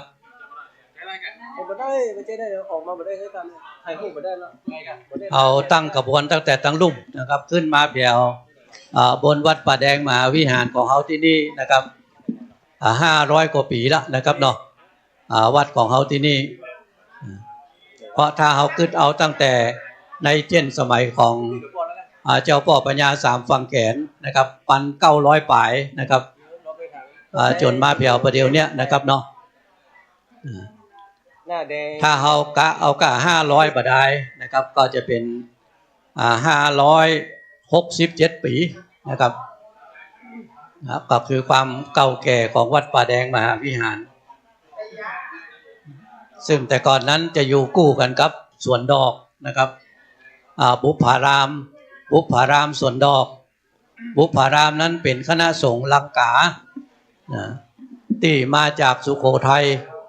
ส่วนว่าป่าแดงนั้นก็เป็นคณะสงฆ์ลังกาเหมือนกัน แต่เป็นลังกาที่ไปเฮียนจากลังกามาโดยตรงนะครับคือท่านยานคัมภีระมาอยู่ที่วัดนี้นะครับทำให้พระศาสนาในเช่นสมัย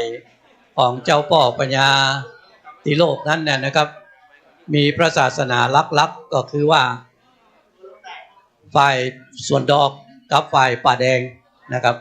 แล้วก็มีนิกายเก่าแถมนะครับนิกายเก่าที่อยู่ตั้งแต่เช่นสมัยของพระแม่จามเทวีนะครับเอาขึ้นมาในสถานที่แห่งนี้นะครับประเดี๋ยวนี้บ่มีละนะครับมีก็ชื่อวัดบ่ได้มีก็ชื่อวัดบ่ได้ว่าวัดสวนดอกวัดป่าแดงหนสวนดอกหนป่าแดงนะครับอันนี้เป็นแต่ก่อนนั้นเป็นอย่างนั้นนะครับแต่พอมาเปี่ยวประเดี๋ยวเนี้ยนะครับเนาะหนสวนดอกกับหนป่าแดงนี่ยังไปปะกันอยู่ที่เจียงตุงนะครับที่เจียงตุงฮ้องว่านิกายสวนกับนิกายป่านิกายสวนก็คือนิกายสวนดอกนิกายป่าก็คือนิกายป่าแดงนั่นแสดงถึงว่าในเมื่อสมัย500 ปีมาแล้วนั้นเจียงใหม่ตุเจ้ามีข้อวัดปฏิบัติที่แตกต่างกันอยู่น้อยหนึ่งเกี่ยวกับเรื่องของเล็กๆน้อยๆนะเกี่ยวกับเรื่องของพระวินัยเนี่ยนะครับก็มีความคิดเห็นที่มันบัดตัดกันก็เป็นที่มาอันหนึ่งของการสังคายนาครั้งที่8ของโลกเชียงใหม่มีการสังคายนาพระไตรปิฎกครั้งที่8ของโลกเกิดขึ้นที่วัด7 ยอดโดยความที่คณะสงฆ์เป็น2 ฝ่ายก็คือฝ่ายสวนดอกกับฝ่ายป่าแดงทำให้เจ้าพ่อปัญญาติโลกต้องแปลงวัดสวนดอกใส่ชื่อว่าวัดมหาโพธารามแล้วเอาตุเจ้า2 ฝ่ายเนี่ยนะครับไปประสุมจุ่มนุมทำสังคายนาพระไตรปิฎกกันที่วัด7 ยอดเปิ้นห้องกันว่าวัดมหาโพธารามเพราะเอาต้นโพใหญ่เอาต้นโพจากที่เนี้ยนะครับป่าแดงเนี่ยไปปลูกที่หันนะครับแล้วก็ตั้งชื่อว่ามหาโพธารามแปลงเจดีย์เอาไว้7 ยอดด้วยกันเจดีย์7 ยอดเจดีย์วัด7 ยอดนั้นมีเจดีย์มีอยู่7 ยอดนะเจดีย์อันเก่านั้นมีอันเดียวแต่ขึ้นไปทางบนนั้นมีอยู่7เป็นเจดีย์ทรงพุทธคยาอยู่5เป็นเจดีย์ทรงลังกาอยู่2คนแต่ก่อนฮ้องว่าวัดเจดีย์7 ยอดพดมาแผ่วประเดียวเหลือก็วัด7 ยอดนะครับ7 ยอดคือยอดเจดีย์นะครับก็เอาตุเจ้าไปประสุมจุ่มนุมทำสังคายนากันที่หันจนในที่สุดก็สามารถเอาตุเจ้าเข้ามาประพฤติปฏิบัติที่มันเหมือนกันนะครับเพราะว่าการที่ตุเจ้าประพฤติปฏิบัติเหมือนกันห้องกันง่ายๆว่าตุเจ้ามีหลายก๊กเนี่ยนะมันลำบากสำหรับเจ้าฟ้าเจ้าแผ่นดินเพราะคนก็แบ่งกันเป็นก๊กตัวมาเอาอย่างนั้นนะครับเอาตามคณะทั้งหลายเนี่ยถ้าคณะไหนมี2 ก๊กนะมันก็บริหารยากนะมหาวิทยาลัยมีหลายก๊กก็ซับบริหารยากอันนี้เอาพระศาสนาเพราะคนก็เข้าฝ่ายตุเจ้านะครับเข้าฝ่ายตุเจ้าฝ่ายนั้นฝ่ายนี้ทำให้เจ้าพ่อปัญญาติโลกต้องเอาตุเจ้ามาประสุมจุ่มนุมมาตกลงกันว่าอันใดแต่อันใดบัดแต่นะก็ได้มาครบถ้วนบริบูรณ์นะครับเนาะครับพี่น้องสถานที่เคารพทุกท่านครับใจเสียงไปนี่ใจอย่างเพราะว่าตอนประเดี๋ยวนี้ถ่ายทอดรายการวิทยุไปตัวนะครับถ้ามันดักเดี๋ยวเพิ่นจะว่าโหมีอย่างนั้นเฮ้ยก็จะไหลไปที่อื่นเดี๋ยวก่อนก็เลยต้องว่ากันไปก่อนนะครับเนาะครับเอาใกล้เวลาที่เราจะได้เวลาที่เราจะเริ่มประกอบพิธีในทางศาสนาแล้วนะครับเนาะในวันนี้นั้นพี่น้องศรัทธาตึงมดตึงมวลในกลุ่มทีมงานของคณะวิศวะนะครับประเดี๋ยวนี้กำลังจดเอาลายหมายเอาชื่อไล่ลำดับกันก่อนนะครับว่าไล่ลำดับกันได้จะได้เสร็จเรียบร้อยแล้วเดี๋ยวเราจะได้เริ่มพิธีกันละนะครับเด้อ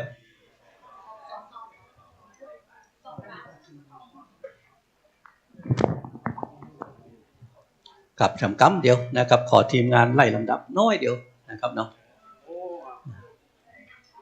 กำลังไล่ระดับกันน้อย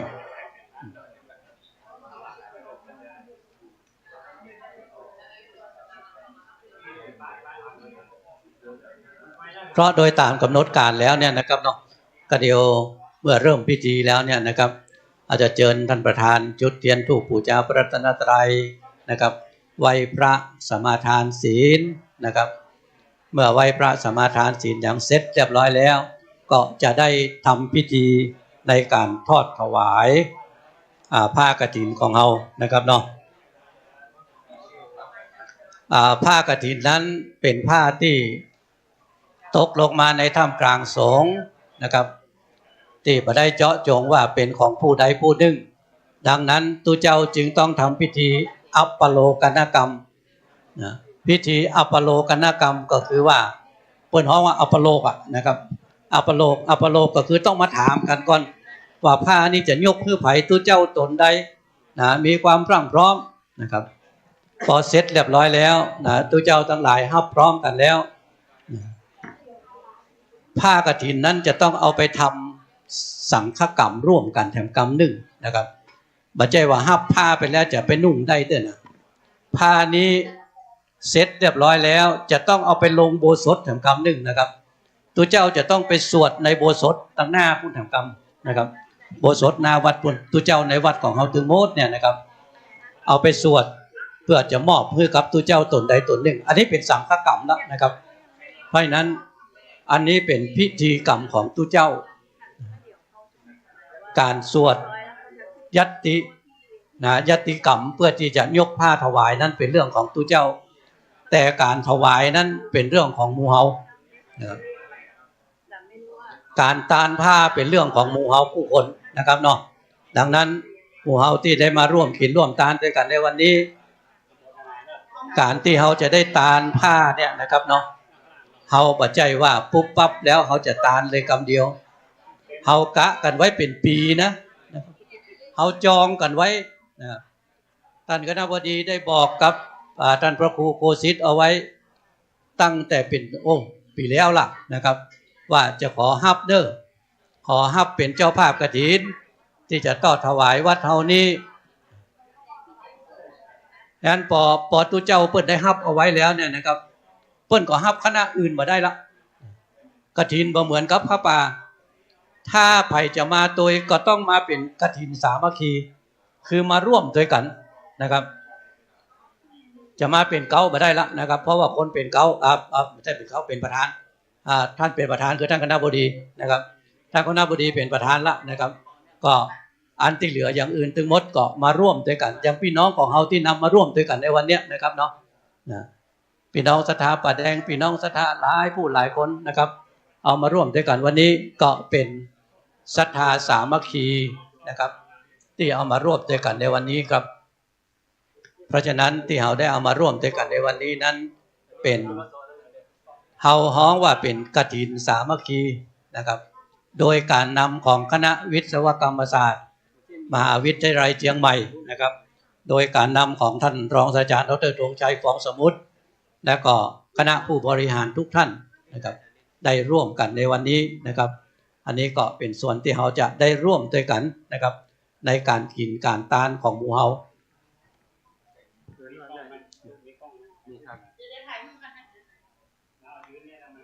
ครับการกินการตานนี่มันเป็นเนี้ยนะครับเนาะกินตานคนเดียวมันก็บ่ม่วนมันต้องตานหลายๆมันถึงจะม่วนเพราะการกินม่วนตานหลายเนี่ยนะครับเนาะเฮาได้พี่ได้น้องตัว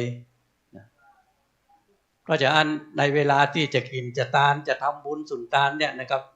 เปิ้นเลยเอิ้นหาหรอเอิ้นหาหมู่ญาติโกโหติกาพี่น้องเอาไปจะมาร่วมกินร่วมตานด้วยกันนะครับก็ได้บอกได้กล่าวกันไปถึงหมดนี้นะครับเนาะเหมือนกับประเดี๋ยวเนี้ยนะครับที่หมู่เฮาถึงหมดผู้คนจะได้ร่วมกินร่วมตานด้วยกันในวันนี้ก็ได้เอิ้นได้บอกได้กล่าวไปถึงหมดถึงมวล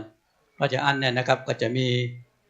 ท่านที่เคารพนับถือฮู้จักมักคุ้นนักศีลนักบุญนะครับมาร่วมกินร่วมตานด้วยกันอันนี้เป็นบุญกุศลที่เราจะได้ร่วมด้วยกันนะครับในทางพระพุทธศาสนานั้นบอกเอาไว้อย่างนี้ครับว่าการกินการตานนั้นถ้ากินตานคนเดียวบุญได้เต็มแต่ว่าบ่ได้ลูกน้องบ่ได้ญาติพี่น้อง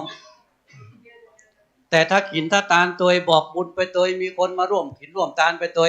อันนี้ได้ตึงบุญตัวได้ตึงญาติพี่น้องตัวนะครับเพราะฉะนั้นเขาจะหันว่ากฐินสามัคคีผ้าป่าสามัคคีเปิ้นก็จะบอกจะกล่าวเอิ้นกันไปนะครับแล้วความเป็นสามัคคีนั้นก็แล้วแต่เฮาครับเฮามีกันตะใดเฮามีนักตาลนักเฮามีน้อยตาลน้อยนะเฮาบ่มียกมือ10นิ้วไหว้สานะครับดอกไม้ในมือก็ได้แล้วนะครับเนาะเป็นบุญกุศลสำหรับหมู่เฮาผู้คนละครับได้เวลาละนะครับเนาะอันจะมาจิหารายชื่อละประเดี๋ยวนี้ยาวประธานก่อนพร้อมยังเอาไปก็ไล่ใส่เข้าไป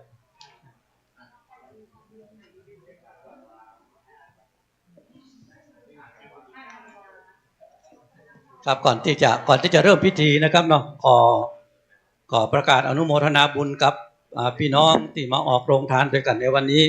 โรงทานด้วยกันในวันนี้เนี่ยนะครับมีอยู่ถึงหมดกันอยู่22โรงทานนะครับมีของคุณนภามาศเอาอย่างมากก็มหุนะครับอันพลตำรวจตรีชูชัยคุณยุบลนะครับคุณคลังคล้องอันนี้เป็นน้ำดื่ม15แพ็คนะครับและนอกจากนั้นก็จะมีทำหลายท่านก็เดี๋ยวผมจะไล่รายชื่อให้ทำกรรมหนึ่งนะครับเนาะ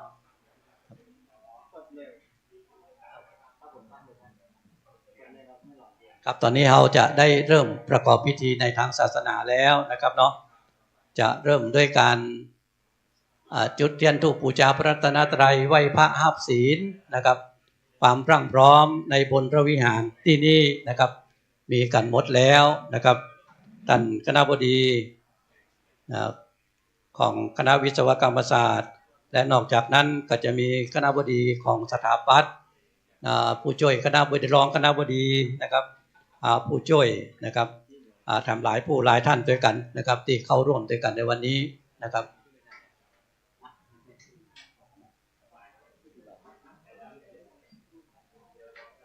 กับความพร้อมในที่นี้ของหมู่เฮาถึงหมดถึงมวลนะครับได้เรียบร้อยนะครับเนาะ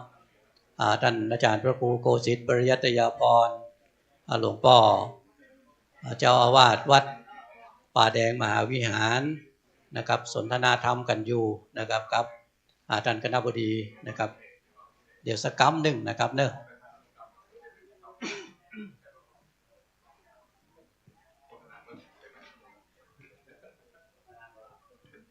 ครับได้เวลาแล้วนะครับเนาะที่เราจะได้เริ่มประกอบพิธีของเรานะครับครับในลำดับนี้นะครับขอเรียนเชิญท่านรองศาสตราจารย์ดร.ธงชัยฟองสมุทรท่านคณบดีคณะวิศวกรรมศาสตร์มหาวิทยาลัยเชียงใหม่ประธานในพิธีจุดเทียนธูปบูชาพระรัตนตรัยครับขอเรียนเชิญครับ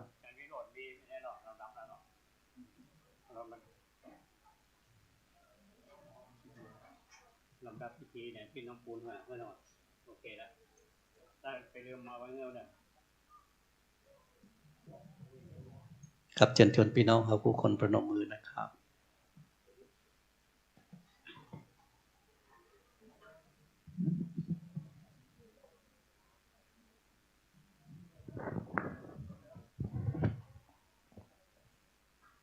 ทานเนี่ยถวายเป็นพระที่ไหนพระอิสลาม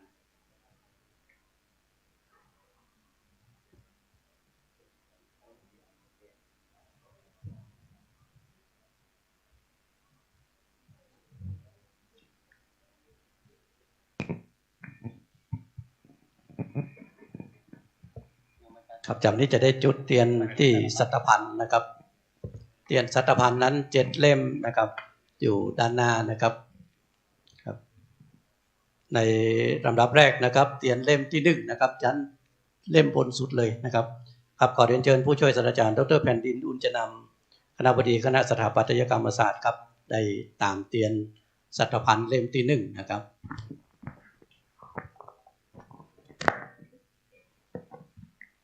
ครับเล่มบนสุดเลยนะครับ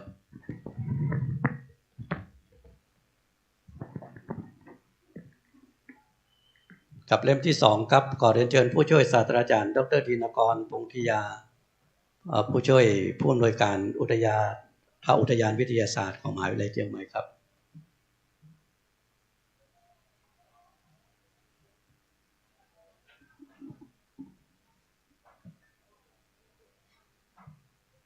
ครับในสำหรับเล่มที่3นะครับขอเรียนเชิญท่านรองศาสตราจารย์ดร.คมกฤษเล็กสกุลอาจารย์ประจำคณะวิศวกรรมศาสตร์ครับขอเรียนเชิญครับ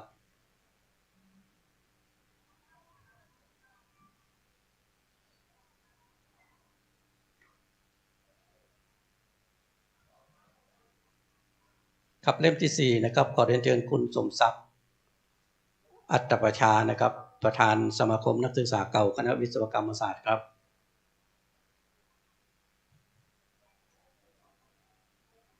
ครับคุณสมศักดิ์อัตประชา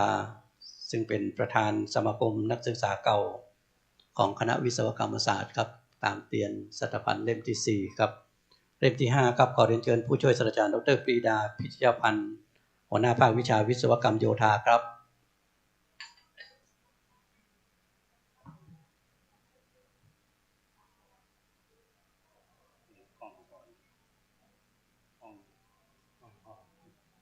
ครับสำหรับเล่มที่6นะครับขอเรียนเชิญคุณมานพสกุลวัฒนะครับครับคุณมานพสกุลวัฒนะนะครับขอเรียนเชิญครับเป็นเล่มที่6นะครับ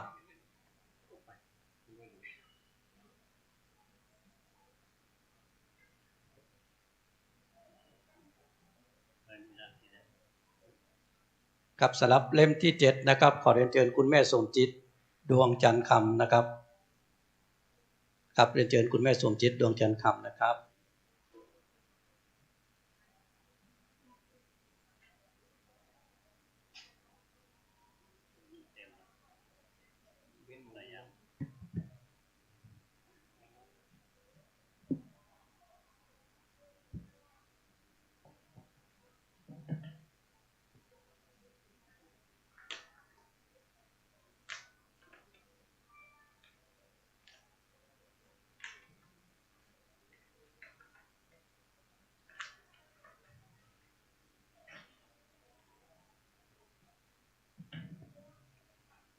ครับขอบคุณทั้ง7ท่านนะครับที่ได้จุดเทียนสัตพันธ์ทั้ง7เล่มนะครับไปเสร็จเรียบร้อยแล้วพ่อแม่พี่น้องคณะสัตยาที่เคารพทุกท่านครับลำดับจากนี้ไปพ่ออาจารย์จะได้นำหมู่เฮาตึงหมดตึงมวลไหว้พระหับศีลแล้วก็จะได้กล่าวคำสุมาโคตารเป็นลำดับถัดกันไปนะครับครับกราบเรียนพ่ออาจารย์ครับอิมินาสกาเลนะพุทธังอภิปูชยามะอิมินาสกาเลนะธัมมังอภิปูชยามะอิมินาสกาเลนะสังฆังอภิปูชยามะอะระหังสัมมาสัมพุทโธภะคะวาพุทธังภะคะวันตังอภิวาเทมิสวากขาโตภะคะวะตาธัมโมธัมมังนามัสสามิสุปฏิปันโนภะคะวะโตสาวกสังโฆสังฆังนามามิมายังปันเตวิสุงลักขณทายะติสรณเนนะสหปัญจศีลานิยจามะตุติยัมปิมายังปันเตวิสุงลักขณทายะติสรณเนนะสหปัญจศีลานิยจามะตติยัมปิมายังปันเตวิสุงลักขณทายะ ติสรเนนะสหปัญจศีลานิยจามะนะโมตัสสะภะคะวะโตอะระหะโต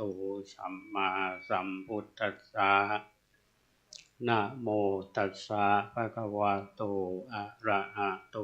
สัมมาสัมพุทธัสสะนะโมตัสสะภะคะวะโตอะระหะโตสัมมาสัมพุทธัสสะนะโมตัสสะภะคะวะโตอะระหะโตสัมมาสัมพุทธัสสะนะโมตัสสะภะคะวะโตอะระหะโตสัมมาสัมพุทธัสสะนะโมตัสสะภะคะวะโตอะระหะโตสัมมาสัมพุทธัสสะพุทธังสรณังคัจฉามิพุทธังสรณังคัจฉามิธัมมังสรณังคัจฉามิธัมมังสรณังคัจฉามิสังฆังสรณังคัจฉามิสังฆังสรณังคัจฉามิทุติยัมปิพุทธังสรณังคัจฉามิทุติยัมปิพุทธังสรณังคัจฉามิทุติยัมปิธัมมังสรณังคัจฉามิทุติยัมปิธัมมังสรณังคัจฉามิทุติยัมปิสังฆังสรณังคัจฉามิทุติยัมปิสังฆังสรณังคัจฉามิตติยัมปิพุทธังสรณังคัจฉามิตติยัมปิพุทธังสรณังคัจฉามิตติยัมปิธัมมังสรณังคัจฉามิตติยัมปิธัมมังสรณังคัจฉามิตติยัมปิสังฆังสรณังคัจฉามิตติยัมปิสังฆังสรณังคัจฉามิติสรณะขมะนังนิติตังอามะพันเทปานาติปาตาเวระมะนีสิกขาปะทังสมาธิยามิปานาติปาตาเวระมะนีสิกขาปะทังสมาธิยามิตินนาทานาเวระมะนีสิกขาปะทังสมาธิยามิตินนาทานาเวระมะนีสิกขาปะทังสมาธิยามิเมสุมิจฉาจาราเวระมะนีสิกขาปะทังสมาธิยามิกาเมสุมิจฉาจาราเวระมะนีสิกขาปะทังสมาธิยามิมุสาวาทาเวระมะนีสิกขาปะทังสมาธิยามิมุสาวาทาเวระมะนีสิกขาปะทังสมาธิยามิสุราเมรยะมัชฌัปมาทัฏฐานาเวระมะนีสิกขาปะทังสมาธิยามิสุราเมรยะมัชฌัปมาทัฏฐานาเวระมะนีสิกขาปะทังสมาธิยามิอิมานิปัญจสิกขาปทานิสีเลนะสุขติยันติสีเลนะโภคสัมปทาสีเลนะนิพุติยันติตัสมาสีลังวิโสทะเยสาธุสาธุสาธุ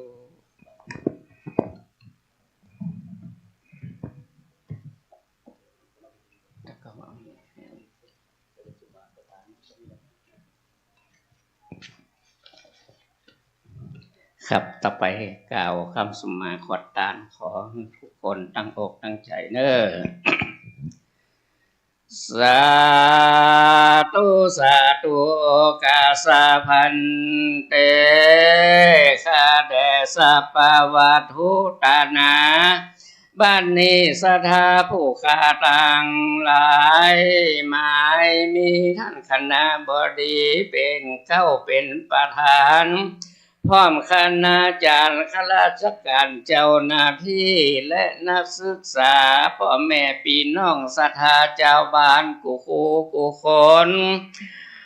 ก็เป็นการบวชละมวลพร่ำพร้อมถึงที่จักน้อมเป็นตาลมีบุพาบานดอกไม้ผูกขาใส่วางไว้เหนือขันน้ำสุขะขมินสมปล่อยงามใสชื่นจ้อยนานาเพื่อจะขอสุมมายังสัพพะวัตถุตนาหลายหลากสัพพะพร้อมพลากจุอันดังผูกขาจากเว้นวางกล่าวไว้ย่าเมื่อผู้ขาต่างหลายได้ตกแต่งห้างของตาหล่อนมีใจบ่จืนบ่บานมัวมืดได้เก่ากำลังลืดโมโห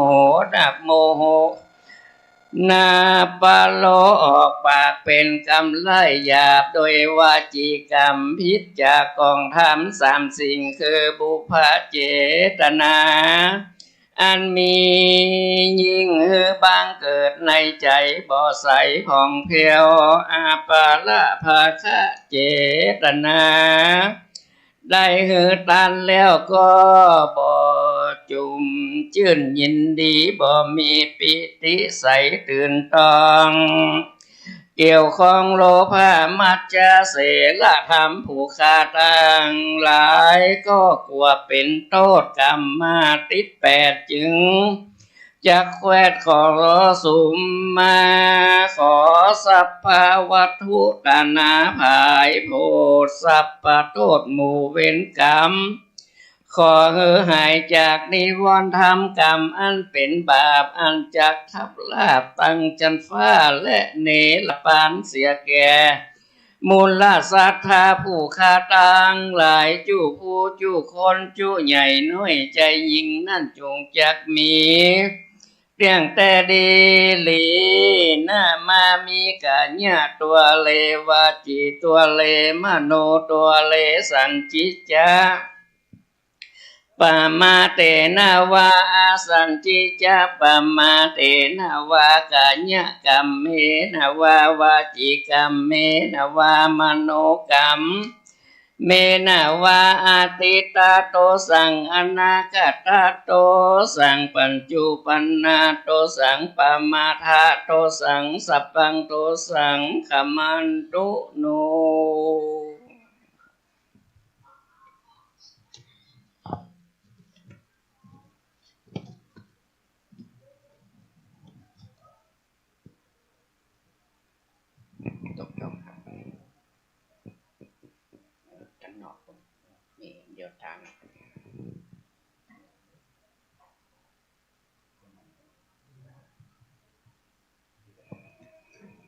ครับลำดับจากนี้ไปนะครับพอจะได้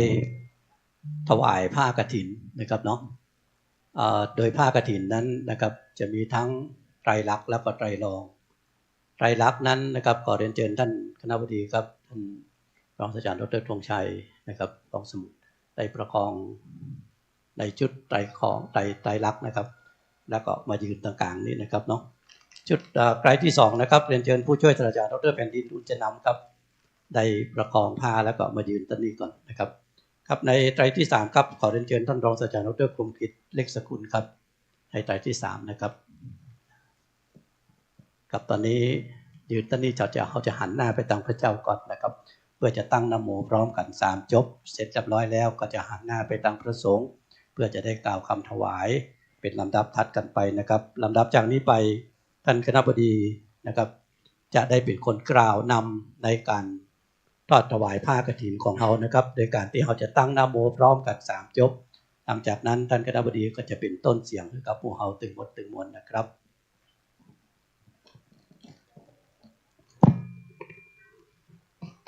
นะโมตัสสะ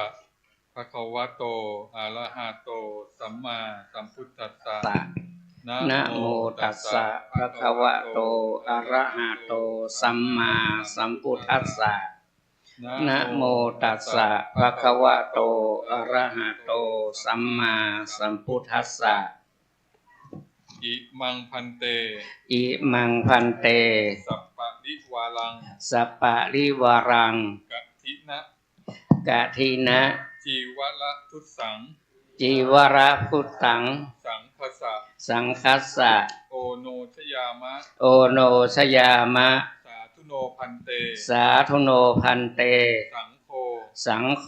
อิมัง อิมัง สัปปะริวารัง สัปปะริวารัง กัตถินะ กะทินะ ทุสัง ทุตสัง ปฏิคันหาตุ ปฏิคันหาตุ ปฏิคันเหตวา ปฏิคันเหตวา จะ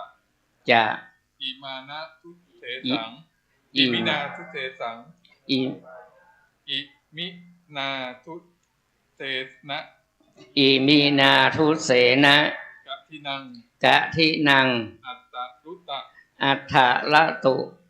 อิยะอัมหากัง อัมหากัง ทีฆารตัง ทีกรตัง อิตายะ หิตายะ สุขายะ สุขายะ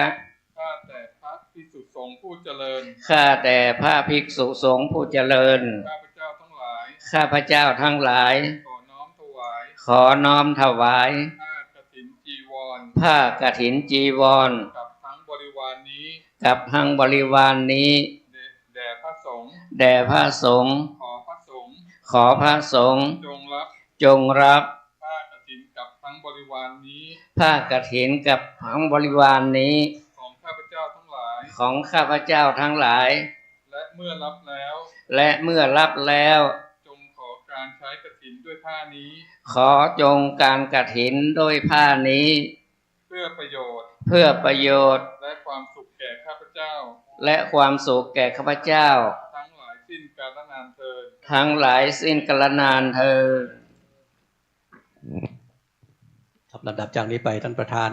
จะได้นำผ้าไปวางไว้บนฐานด้านหน้าประธานสงฆ์นะครับเชิญท่านคณบดีครับแล้วก็ท่านอีก2ท่านนะครับ ก็เอาผ่านเอาไปวางไว้บนฐานนะครับแล้วกลับมานั่งที่ได้เลยนะครับจากนี้ไปคณะสงฆ์จะทำพิธีอปโรกนกรรม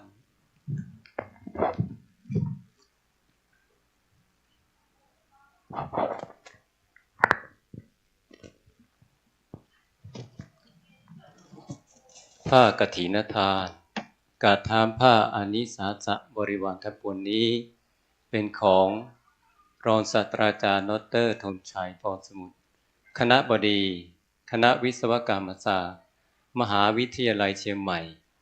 พร้อมด้วยสาธุชนทั้งหลายผู้ประกอบด้วยศรัทธาอุตสาหะพร้อมเพรียงกันนำมาถวายแด่พระภิกษุสงฆ์ผู้อยู่จำพรรษาทั่วไตรมาสในอาวาสนี้ก็แลผ้ากฐินทานนี้เป็นของบริสุทธิ์ดุกเลื่อนลอยมาโดยนภาอากาศแล้วแลตกลงในที่ประชุมสงฆ์จะได้จะเพราะเจาะจงลงว่าเป็นของพระภิกษุรูปใดรูปหนึ่งก็หามิได้มีพระบรมพุทธานุญาตไว้ว่าให้พระสงฆ์ทั้งหลายทั้งปวงยอมอนุญาตให้แก่ภิกษุรูปหนึ่งเพื่อจะได้ทำกฐินฐารกิจตามพระบรมพุทธานุญาตและมีคำอรรถกถาจารย์ผู้รู้พระบรมพุทธาธิบายสาวรณาไว้ว่าภิกษุรูปใดประกอบด้วยศีลสุตตาธิคุณมีสติปัญญาสามารถรู้ธรรม8ประการมีบุพกรเป็นต้น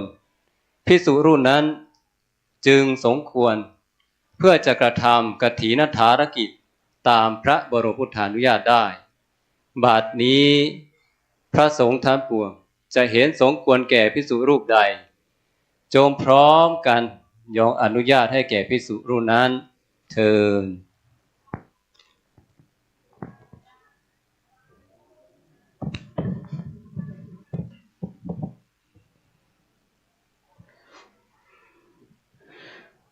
ผ้ากฐินทานกับทั้งผ้า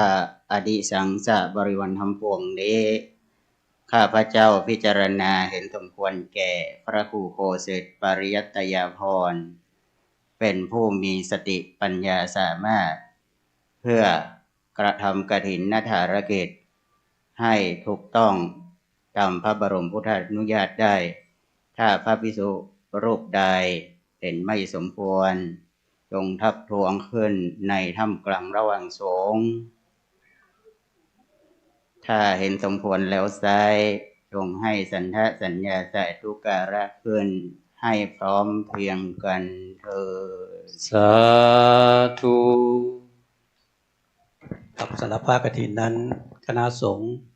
ยินยอมพร้อมใจที่จะมอบถวายกับท่านพระครูโกสิทธิ์ปริยัตยาภรณ์เจ้าอาวาสวัดป่าแดงนะครับซึ่งหลังจากที่อนุโมทนาให้พรตรงนี้เสร็จเรียบร้อยแล้วนะครับทำพิธีเสร็จเรียบร้อยแล้วตอนบ่ายนู่นแหละนะครับที่คณะสงฆ์จะได้ไปทำพิธีกรานผ้ากฐินที่ด้านพระอุโบสถนะครับด้านในพระอุโบสถอีกทีหนึ่งนะครับตอนนี้ทางฝ่ายพิธีจะได้นำเอาทายทานนะครับเข้ามาจัดลำดับด้านหน้าพระสงฆ์ก่อนนะครับเชิญฝ่ายเลยครับนะครับก็จะมีผ้าเช็ดตัวผ้าขนหนูนี่นะครับทางชุดจะเรียงลำดับด้านหน้าพระสงฆ์พร้อมกับด้วยจตุปัจจัยทายธรรมนะครับครับช่วยกันเรียงลำดับเลยนะครับเอาวางไว้ด้านหน้าพระสงฆ์ก่อนเดี๋ยวจะได้เรียนเชิญนะครับได้เข้ามาประเคนนะครับเอาวางไว้ตรงนั้นเลยนะครับวางไว้ตรงขอบนั้นก็ได้ครับวางไว้ตรงขอบนั้นนะครับแล้วส่วนด้านหน้าองค์อื่นนั้นก็ไปไล่ลำดับได้เลยนะครับเอาซองพระพุทธมานี่1ซองอันไหนซองพระพุทธ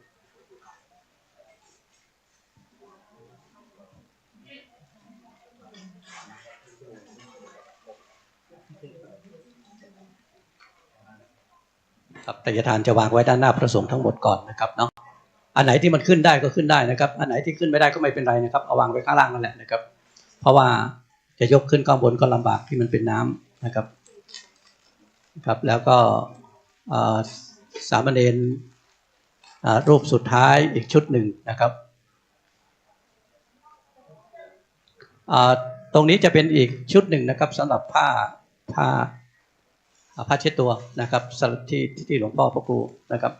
ผ้าเช็ดตัวขึ้นมานี่ชุดหนึ่งนะครับเอาผ้าเช็ดตัวขึ้นมาชุดตรงนี้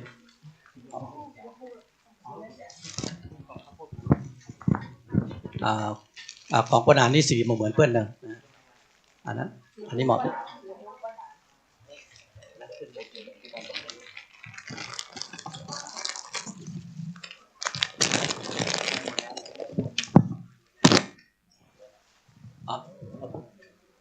ไม่ใช่เดี๋ยวผมใส่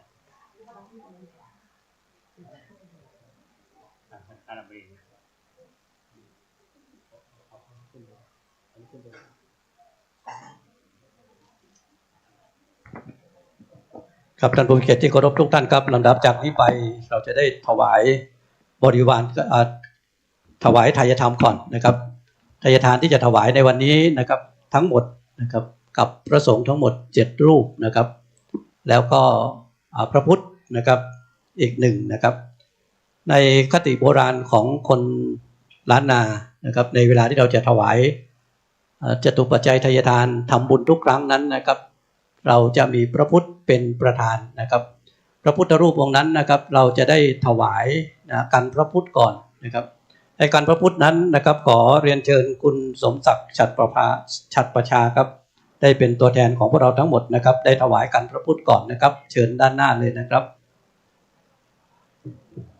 โดยกันพระพุทธนั้นนะครับที่อยู่บนพานนะครับเดี๋ยวคุณสมศักดิ์จะได้ยกขึ้นนะครับประเคนตรงที่ฐานชุกชีนะครับเป็นการประเคนต่อพระพุทธรูปนะครับครับจะได้ยกประเคนก่อนนะครับตรงฐานชุกชีนั่นเลยนะครับครับหลังจากนั้นก็เก็บวางลงที่เดิมนะครับครับขอบคุณครับขอบคุณคุณสมศักดิ์ฉัตรประชานะครับเราได้ถวายกันพระพุทธไปเรียบร้อยแล้วนะครับจากนี้นะครับเราจะถวายกับพระสงฆ์นะครับให้กันพระสงฆ์ทั้งหมดนะครับผมจะขอเรียงลำดับก่อนนะครับเพื่อมานั่งด้านหน้าพระสงฆ์แล้วก็ได้ยกถวายขึ้นพร้อมกันเลยนะครับ ครับขอเรียนเชิญผู้ช่วยศาสตราจารย์ดร.ภัทราพรกมลเพชรท่านรองคณบดีครับครับขอเรียนเชิญผู้ช่วยศาสตราจารย์ดร.ทวัชชัยตันชัยสวัสดิ์รองคณบดีขอเรียนเชิญศาสตราจารย์เชี่ยวชาญพิเศษดร.นครทิพยวงศ์ผู้แทนอาจารย์ของคณะวิศวะครับขอเรียนเชิญคุณสุทัศน์ขันเลยขันเล็กนะครับขันเล็กครับหัวหน้างานบริการการศึกษาครับของคณะวิศวะครับเรียนเชิญคุณนุกุลบัวคำปันนะครับเรียนเชิญคุณอาทิตย์กิติกาและเรียนเชิญคุณอัชราวรรณอินทรสครับหัวหน้างานบริหารทั่วไปนะครับกับทั้ง7ท่านนะครับเรียนเชิญด้านหน้าพระสงฆ์พร้อมกันเรียบร้อยแล้วขอประเคนได้เลยนะครับครับขอเรียนเชิญครับ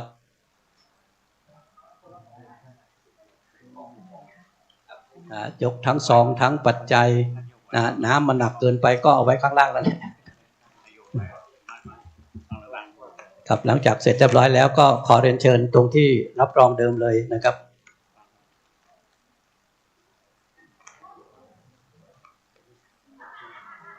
กับจากนี้จะเป็นการถวายบริวารกฐินนะครับ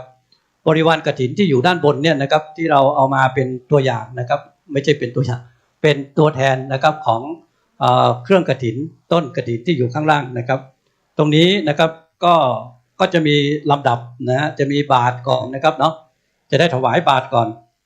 บริวารกฐินทั้งหมดจะถวายกับที่ประธานสงฆ์นะครับคือท่านพระครูโคสิทธิ์ครับ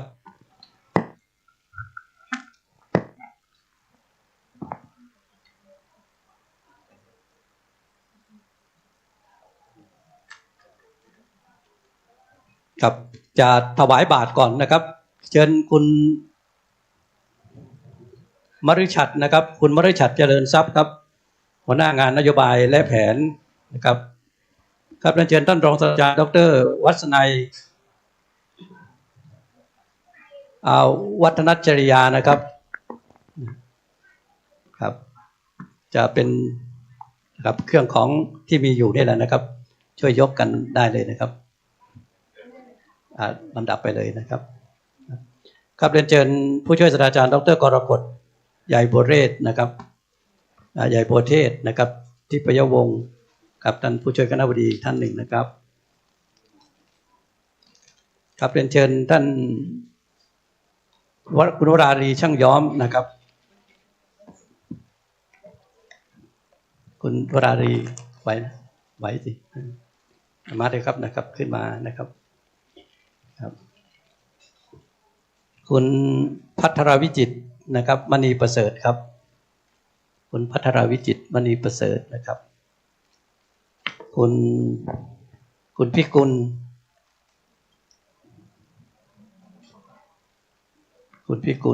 อินโอเคนะครับคุณพิกุลนั่นแหละนะครับคุณอัชราวัลย์ครับคุณอัชราวัลย์อินทรสนะครับเรียนเชิญเลยนะครับ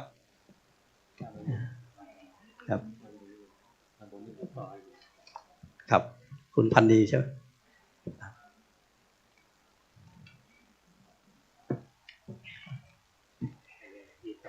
คุณพันดีจะต้องถวายแก้วน้ำด้วยครับอุดมสมบูรณ์เป็นลักษณะของความอุดมสมบูรณ์ครับ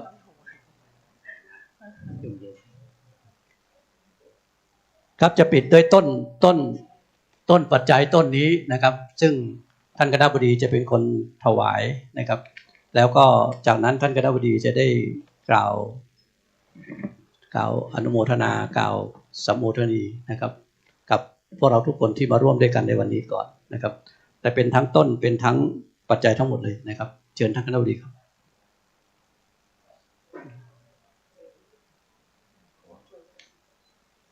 จะเป็นอยู่ตรงนั้นแหละนะครับยกผ่าน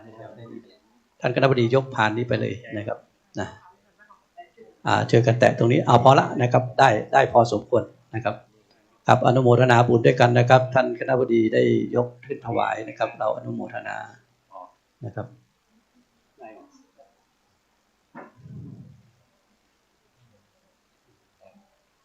ครับขอบคุณทุกท่านนะครับครับก่อนที่ท่านคณบดีจะไปนั่งนะครับขอเรียนเชิญท่านคณบดีได้กล่าวพูดคุยขอบคุณนะครับ ทุกท่านที่ได้ร่วมงานของเราในวันนี้ก่อนนะครับเชิญครับก็กราบเรียนท่านพระครูนะครับแล้วก็นมัสการพระทุกรูปนะครับท่านคณบดีคณะสถาปัตย์การแผ่นดินนะครับท่านผู้ช่วยผู้อำนวยการสเต็ปครับอาจารย์ฟุกแล้วก็พี่สมศักดิ์อาจารย์คมกิจนะครับแล้วก็อาจารย์ทุกท่านนะครับบุคลากรแล้วก็ลุงป้าน้าอาพี่ๆน้องๆทั้งหมดนะครับที่มาร่วมกันในงานวันนี้นะครับก็ถือว่ากฐินนะก็ถือว่าเป็นส่วนหนึ่งของประเพณีของเราชาวพุทธนะครับที่ยังคงมีการสืบสานนะครับแล้วก็มาร่วมกันวันนี้ก็ถือว่าเป็นกฐินสามัคคีนะครับก็จะมีหลากหลายของกลุ่มหลายสายนะที่ช่วยกันหาปัจจัยมามอบให้กับทางวัดประแดงนะเพื่อที่จะสร้างศาลานะครับที่ทางวัดมีความประสงค์อยากจะให้ขึ้นมาเป็นศูนย์การเรียนรู้ทางของพระเจ้าติโลกนาถนะครับก็น่าจะทำให้เป็นส่วนหนึ่งของที่เรามาพึ่งพาทางใจนะครับหลังจากที่เราเผชิญกับโลกทางด้านอื่นๆมานะครับมันวุ่นวายก็ถ้าเรามีโอกาสได้เข้ามาที่วัดป่าแดงนะครับเพื่อจะสงบจิตสงบใจนะครับแล้วก็น่าจะเป็นที่พึ่งทางจิตของเราได้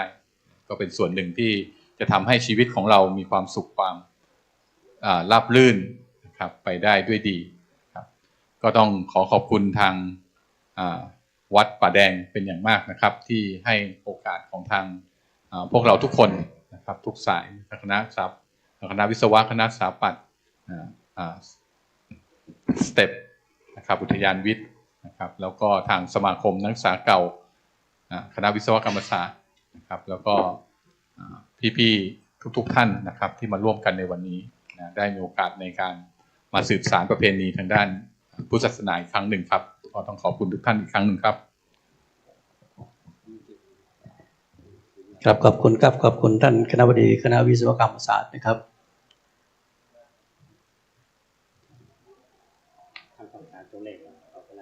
อ๋อครับใส่แว่นนะครับครับตอนนี้จะได้ประกาศก่อนนะครับว่าเป็นเท่าไหร่แล้วต้องใส่แว่นก่อนตาก็ไม่ค่อยดีเห็นนะครับก็วันนี้ยอดทำบุญทั้งสิ้นนะครับ137,183 บาท1 สตางค์นะครับมี1 สตางค์ด้วยครับก็ลงท้ายด้วย83นะ183เขาถ้าจะโอนมา1ยังมาเตือนะครับเอากัน183ก่อนแต่ตั้งหัวของมันคือ100,000ผมจำไม่ได้แล้วนะครับว่าเปอร์เซ็นต์ไปนะครับเนาะนะ130,000นะครับแล้วก็ลงท้ายด้วย183อย่างเงี้ยครับลงท้าย183มาแล้วนะครับเพราะมันใกล้วันมาแล้วนะครับเนาะแล้วก็ได้ร่วมอนุโมทนาบุญด้วยกันนะครับครับจากนี้นะครับหลวงพ่อพระครูโคสิทธิ์ปริยัติยาภรณ์นะครับเจ้าอาวาสนะครับจะได้กล่าวสัมโมทนียกถาและก็นำพระสงฆ์ทั้งหมดนะครับอนุโมทนาให้พรเป็นลำดับถัดไป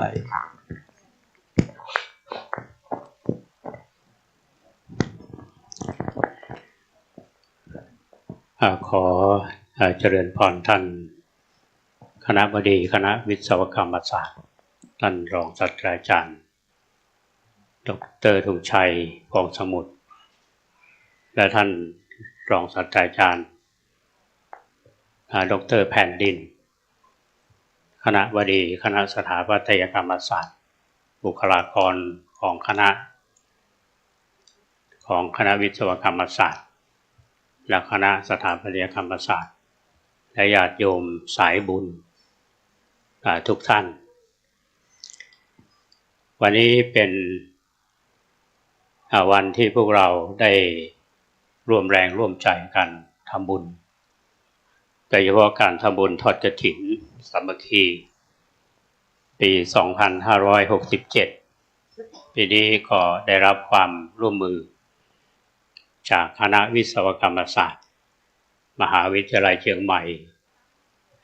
และพี่น้องท่านสาธุชนทุกท่านเหมือนกับทุกปีที่ผ่านมาวัตถุประสงค์ของการทอดกฐินดังที่ท่านทั้งหลายได้ทราบว่าเมื่อพระสงฆ์จำพรรษาทวนไตรมาสจะได้รับอานิสงส์แห่งการจำพรรษาคือได้รับกฐินพระสงฆ์ที่จำพรรษาตลอดทวนไตรมาสอันนี้เป็นบรมพุทธานุญาตมาตั้งแต่สมัยครั้งพุทธกาลที่พระพุทธเจ้าท่านทรงอนุญาตให้พระเข้าจำพรรษาแล้วก็ได้ปฏิบัติหน้าที่ที่ในฐานะที่เราเป็นชาวพุทธนับถือพระพุทธศาสนาเราได้รับอิทธิพลทางพุทธศาสนาสายเถรวาทมาสู่สุวรรณภูมิและสู่ประเทศไทยโดยเฉพาะในล้านนาของเรานั้น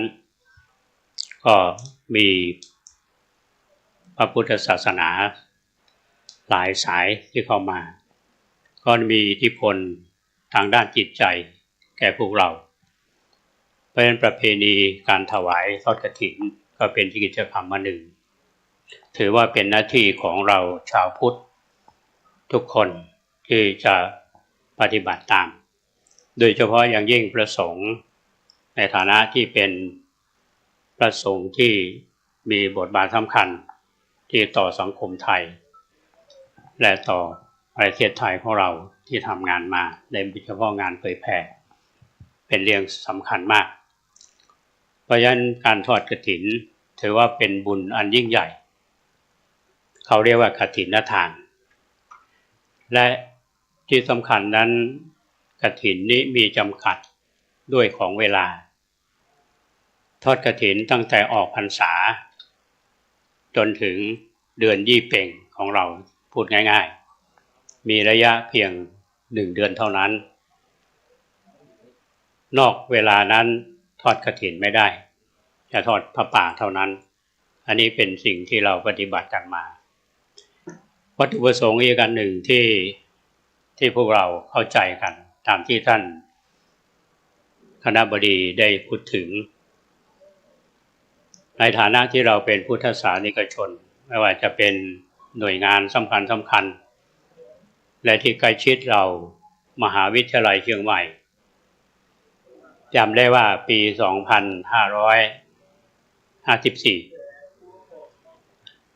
ก็มีการทอดกฐินพระราชทาน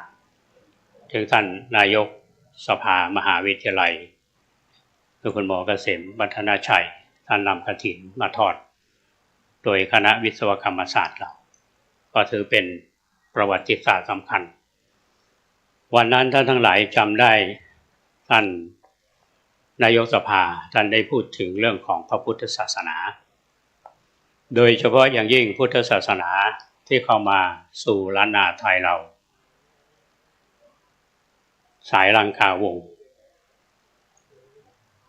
พุทธศาสนาในล้านนาเรายุคเดิมเขาเรียกว่าเป็นนิกายพื้นเมืองซึ่งมีมา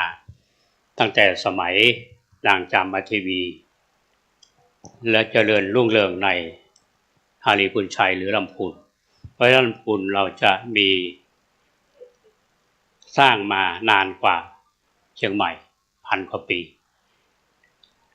เชียงใหม่เรา700 กว่าปีนั่นเป็นนิกายพื้นเมืองเดิมต่อมาจะมีนิกายรามันซึ่งมีมาตั้งแต่สมัยสุโขทัยถ้าเราศึกษาประวัติศาสตร์พุทธศาสนาเราจะเห็นได้ว่าตั้งแต่สมัยของพระเจ้ากือนาไปอาราธนาพระสงฆ์มาจากสุโขทัยคือท่านสุมาณะท่านมาจำพรรษาที่ลำพูน2 พรรษาที่วัดพยูนและปี 2000 หลังจากนั้น2 ปีต่อมาเนี่ยท่านก็สร้างวัดสวนดอกเป็นนิกายรามันในที่นี้หมายถึงว่าพระที่มาเนี่ยเป็นสายของสายมอญหรือรามันประเทศเรื่องเมืองพันหรือเมืองมอตมะคือท่านอุทุมพรมหาสวามี นั่นก็เป็นยุคหนึ่งวัดป่าแดงของเรานั้นจะยุคหลังฐานนั้นก็คือนิกายสิงห์ขนเพราะฉะนั้นในปีนี้อาตมาภาพได้จัดพิมพ์หนังสือ1 เล่มชื่อว่าวัดป่าแดงมหาวิหารกับวัฒนธรรมพระพุทธศาสนาลัทธิลังกาวงศ์สายสิงห์ขนซึ่งได้รับความเมตตาจากท่านศาสตราจารย์เกียรติคุณดร.สุรพลดำริคุณซึ่งเป็นนักวิชาการอิสระท่านมีความรู้และเชี่ยวชาญในด้านของศิลปะและวัฒนธรรมท่านมาเยี่ยมวัดป่าแดงโดยได้นำผู้ที่สนใจเกี่ยวกับเรื่องศิลปะและสถาปัตยกรรมมาไม่เกิน3 ครั้งท่านพูดกับอาตมาว่าผมจะเขียนเรื่องวัดป่าแดงถวายท่านอาตมาก็คิดเพียงแต่ว่าท่านอาจจะเขียนเป็นเปเปอร์เล็ก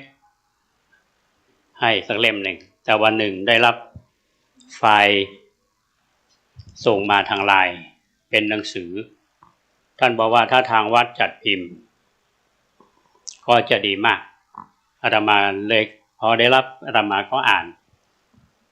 ก็เลยตัดสินใจว่าหนังสือเล่มนี้ต้องพิมพ์วันทอดกฐินของคณะวิศวกรรมศาสตร์เพื่อที่เผยแพร่ให้กับผู้ที่สนใจเรื่องพุทธศาสนาในวันนี้และอาตมาพิมพ์หนังสือเล่มนี้ 1,000 เล่มแล้วก็มอบให้กับพวกเราทุกคนไปศึกษาและได้อ่านแล้วจะได้รู้ว่าความสำคัญของพุทธศาสนา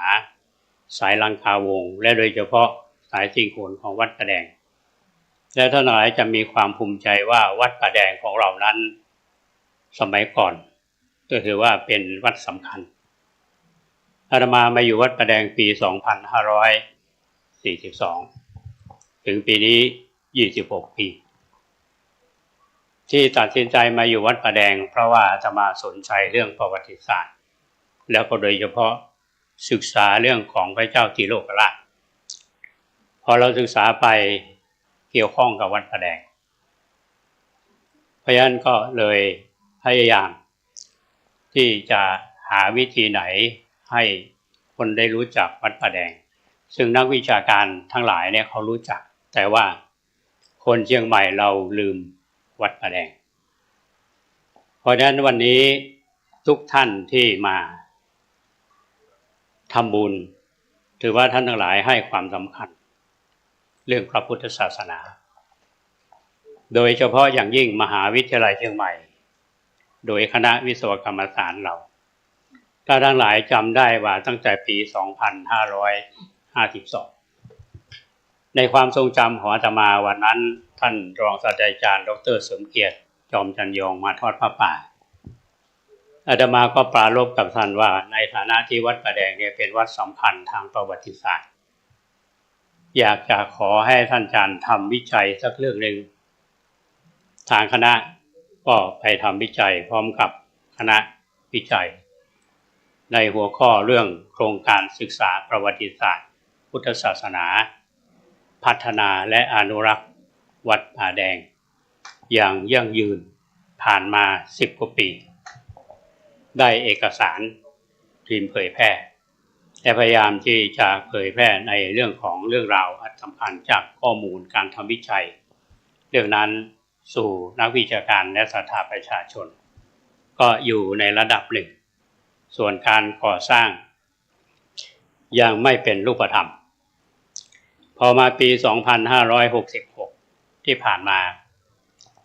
อาตมาก็ไปปรึกษากับท่านคณบดีแล้วก็เรียนปรึกษากับท่านอาจารย์ชันนรงค์คณะสถาปัตยกรรมศาสตร์ในเบื้องต้นก่อนอาตมาก็มีเจตนาปรารภว่าเราควรจะทำศาลาชื่อว่าศาลาพระเจ้าติโลกราชซึ่งศาลาหลังที่ทั้งหลายนั่งอยู่ที่นี่แต่เดิมอาตมาใช้ชื่อว่าศาลาพระเจ้าติโลกราชแต่ว่าผู้รับเหมาเขานึกยังไงไม่รู้เขาเปลี่ยนป้ายบอกว่าศาลาพระเจ้าสามฝั่งแก่น อาตมามันมาถูกต้องเพราะอะไรเพราะว่าพระเจ้าสามพันแขนนี้เป็นบิดาเป็นบิดาของพระเจ้าทิโลกราชอาตมาก็ว่าอยากจะสร้างทีนี้พอทำเรื่องไปที่คณะวิศวกรรมศาสตร์กับคณะสถาปัตยกรรมศาสตร์ปรากฏว่าอาจารย์ชนรงค์ท่านนำเรื่องราวที่เราได้ทำงานวิจัยช่วงที่อาจารย์เสริมเกียรติเป็นคณบดีมาศึกษาท่านก็มีความเห็นว่าน่าจะมีโครงการที่ต่อยอดเพราะฉะนั้นโครงการออกแบบการใช้พื้นที่และพัฒนาวัดป่าแดงและออกแบบศูนย์การเรียนรู้และพิพิธภัณฑ์ที่โลกราชจึงเกิดขึ้นก็น่าดีใจที่ทางสองคณะท่านคณบดีก็ให้ความสำคัญกับเรื่องนี้เราก็จึงทำโครงการนี้ก็ดำเนินการมาช่วงนี้ก็เหลืออยู่เพียงนิดเดียวเกือบละแบบแผนก็อาจจะเสร็จในเร็ววันนี้นะเราได้วางศิลาฤกษ์ไปเมื่อวันที่6 มีนาคม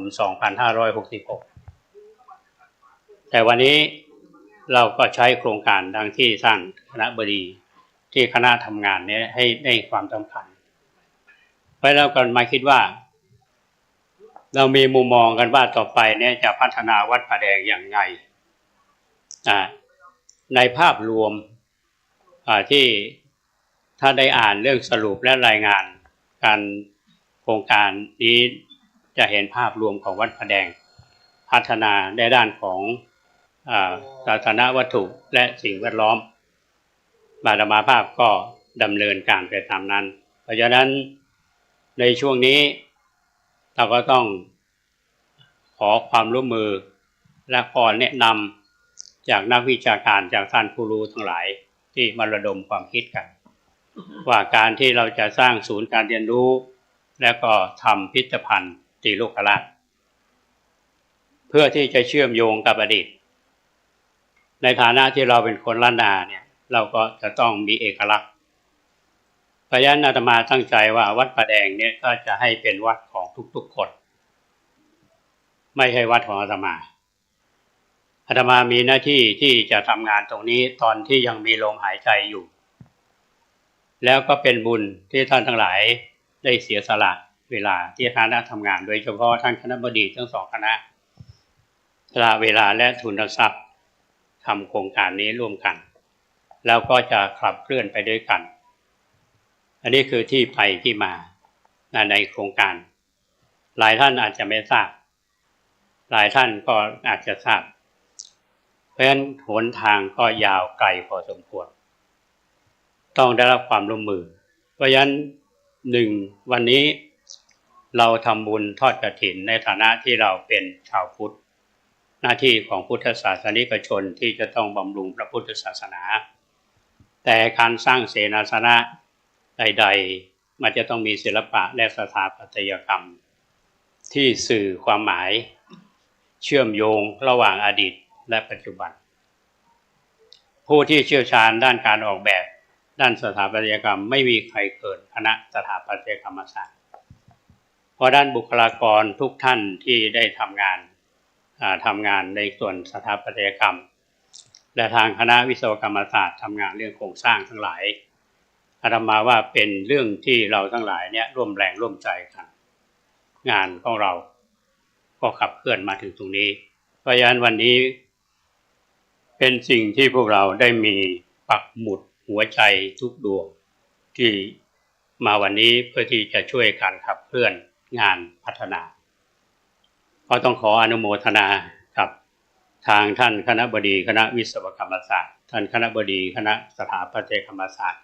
และทีมงานทุกท่านที่เสียสละเวลาอันมีค่าของท่านได้ทำงานที่นี้และวันนี้ต้องขออนุโมทนาในงานบุญทอดกฐินวันนี้ทำคนเดียวงานไม่สำเร็จต้องช่วยกันเพราะงานตั้งแต่เตรียมงานก็ดีดำเนินการก็ดีงานกฐินเราได้รับความร่วมมือจากชุมชน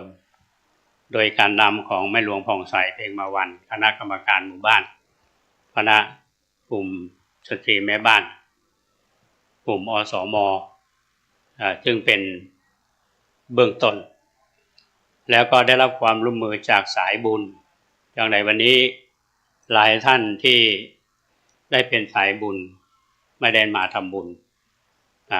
ที่ปรากฏอยู่ที่ท่านทั้งหลายเห็นอย่างเช่นคุณมานพสกุลวัฒนะซึ่งเป็นลูกชายของคุณแม่วัชรีสกุลวัฒนะคุณแม่วัชรีสกุลวัฒนะเป็นผู้ให้ความอุปถัมภ์วัดป่าแดงมาตั้งแต่ต้นเป็นสกุลแรกที่สนับสนุนวัดป่าแดงในการทอดกฐินเมื่อ20กว่าปีที่แล้วคุณมานพก็ยังสืบสานเจตนาของคุณแม่ก็มาเป็นสายบุญและคุณแม่สมจิตวงจันทร์คำก็ถือว่าเป็นมหาอุบาสิกาอีกท่านหนึ่งที่ให้การสนับสนุนวัดป่าแดงมาตลอดอันนี้ต้องขออนุโมทนาในส่วนของการดำเนินงานที่สำคัญเรื่องสถานที่ท่านนายกเทศมนตรีตำบลสุเทพท่านก็ให้เกียรติมาในงานนี้เป็นกำลังใจของเราก็ให้การสนับสนุนและหน่วยงานอื่นๆที่ช่วยกันและวันนี้ ดังที่ได้เรียนท่านทั้งหลายทราบว่าวันนี้ที่เราทำบุญวัดป่าแดงมีคนรับทราบทั่วโลกเพราะว่าเราได้รับความร่วมมือจากท่านพระครูสมุวิสุวัฒน์วรกิจโจท่านผู้อำนวยการสถานีวิทยุ104.50พร้อมทีมงานซึ่งเป็นพระภิกษุและทีมงานอันเข้มแข็งมาถ่ายทอดเสียงทางสถานีวิทยุและถ่ายทอดทีวีแล้วก็ถ่ายทอดผ่าน YouTube เป็นรายการสดๆให้ท่านทั้งหลายได้ฟังเพราะฉะนั้นถือว่าเป็นบุญเป็นกุศลกับพวกเราและที่โยชน์ขอบคุณไม่ได้กองทัพเดินได้โดยท้องโยมที่เป็นเจ้าภาพโรงทานโดยเฉพาะคณะวิศวกรรมศาสตร์ท่านคณบดีท่านผู้บริหารคณะทำงานก็ให้ความสำคัญก็นำอาหารถ้าว่าเป็นข้าวกล่องมาร่วมแล้วญาติโยมที่หลายท่านที่เป็นเจ้าภาพที่ได้ประกาศนามไปแล้วที่อาจารย์วิโรจน์ประกาศนามไปแล้วก็ถือว่าท่านทั้งหลายให้ความร่วมมือเป็นบุญเป็นกุศลเพราะฉะนั้นวันนี้อาตมาภาพก็ขออนุโมทนาบุญกับท่านทั้งหลายพวกเราคณะวิศวกรรมศาสตร์พวกเราคณะศรัทธาญาติโยมสายบุญทุกท่านที่มาหากว่าวันนี้การต้อนรับขาดตกบกพร่องไม่ได้พูดไม่ได้คุยด้วยหรือญาติโยมหลายท่านที่อาจจะมาใหม่โยมก็ไม่รู้จักกันอาตมาไม่ได้ต้อนรับทุกถึงก็ต้องขออภัยณโอกาสนี้ด้วยอันนี้ก็เป็นเรื่องที่ต้องขออนุโมทนาบุญกุศลที่เราได้ร่วมกันกระทำบำเพ็ญในวันนี้ขอให้เป็นพละทบะเวทีเตชะภวะปัจจัยหนุนส่งให้พวกเราทั้งหลายได้มีความเจริญในหน้าที่การงานมีก้าวหน้าในหน้าที่การงานยิ่งขึ้นไปแล้วก็ขอให้เจริญในธรรมขององค์สมเด็จพระสัมมาสัมพุทธเจ้าและเจริญไปด้วยอายุวันนะสุขาภละปฏิภาณคุณสารสมบัติสุขสวัสดิ์พิพัฒนมงคลสมบูรณ์ผลผลในสิ่งที่พึงปรารถนาจงทุกประการทุกท่านทุกคนด้วยเทินต่อไปนี้ขอให้เชิญทุกท่านตั้งใจรับพรตรวจน้ำอุทิศบุญกุศลแก่บุรพกษัตริย์และบุรพชนบุรพาจารย์และผู้มีพระคุณของเราทุกท่านมารับกุศลผลบุญโดยทั่วกัน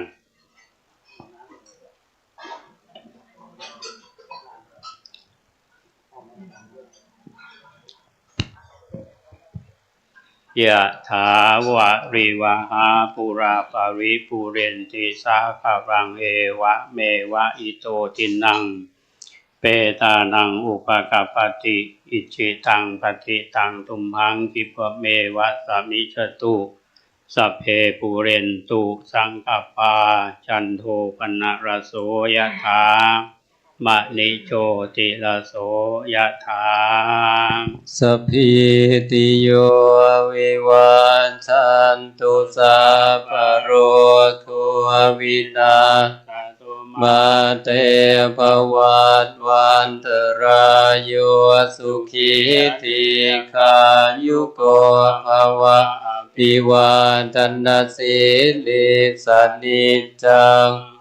ทาปัจจายโนจัตตารโอธรรมวัฏทันติอายุวันโนสุขังภะลังอายุโตปะ ภะละโตทิโรวันนะโตปฏิภาณโตสุขาสัทธาเมธาวีสุขันโสอธิคาชันติอายุทัตตวาลาวันนาสุขันจะปฏิภาณโตคายุตยสวาโหติยาทายาทุปภาชติทีรัตนาตยานุ อุภาเวนะรัตนาตยาเตชะสะ สุขโร กัพยาเวระกาสันตุจุปาทวาอเนกานอันตรายาปิวินาสันตุจเตชะสาชยเสียติทานังลาภันโสทิ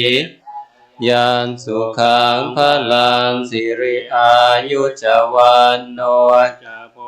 คาวุทิจยสวาสัตวาสัจอายุจะชีวสิทธิภวันตุเตภวตุสัพพมังคลังราคันตุสัพพเทวตาสัพพพุทธานุภาเวนัสสทาโสทิภวันตุเตภวตุสัพพมังคลังขันตุสัพพเทวตาสัพพธรรมานุภาเวนัสทาโสทิภวันตุเตภวตุสัพพมังคลังขันตุสัพพเท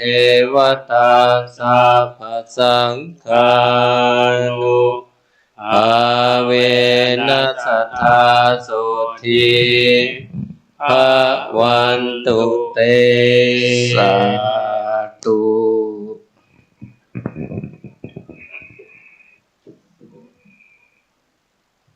แผ่เมตตานะ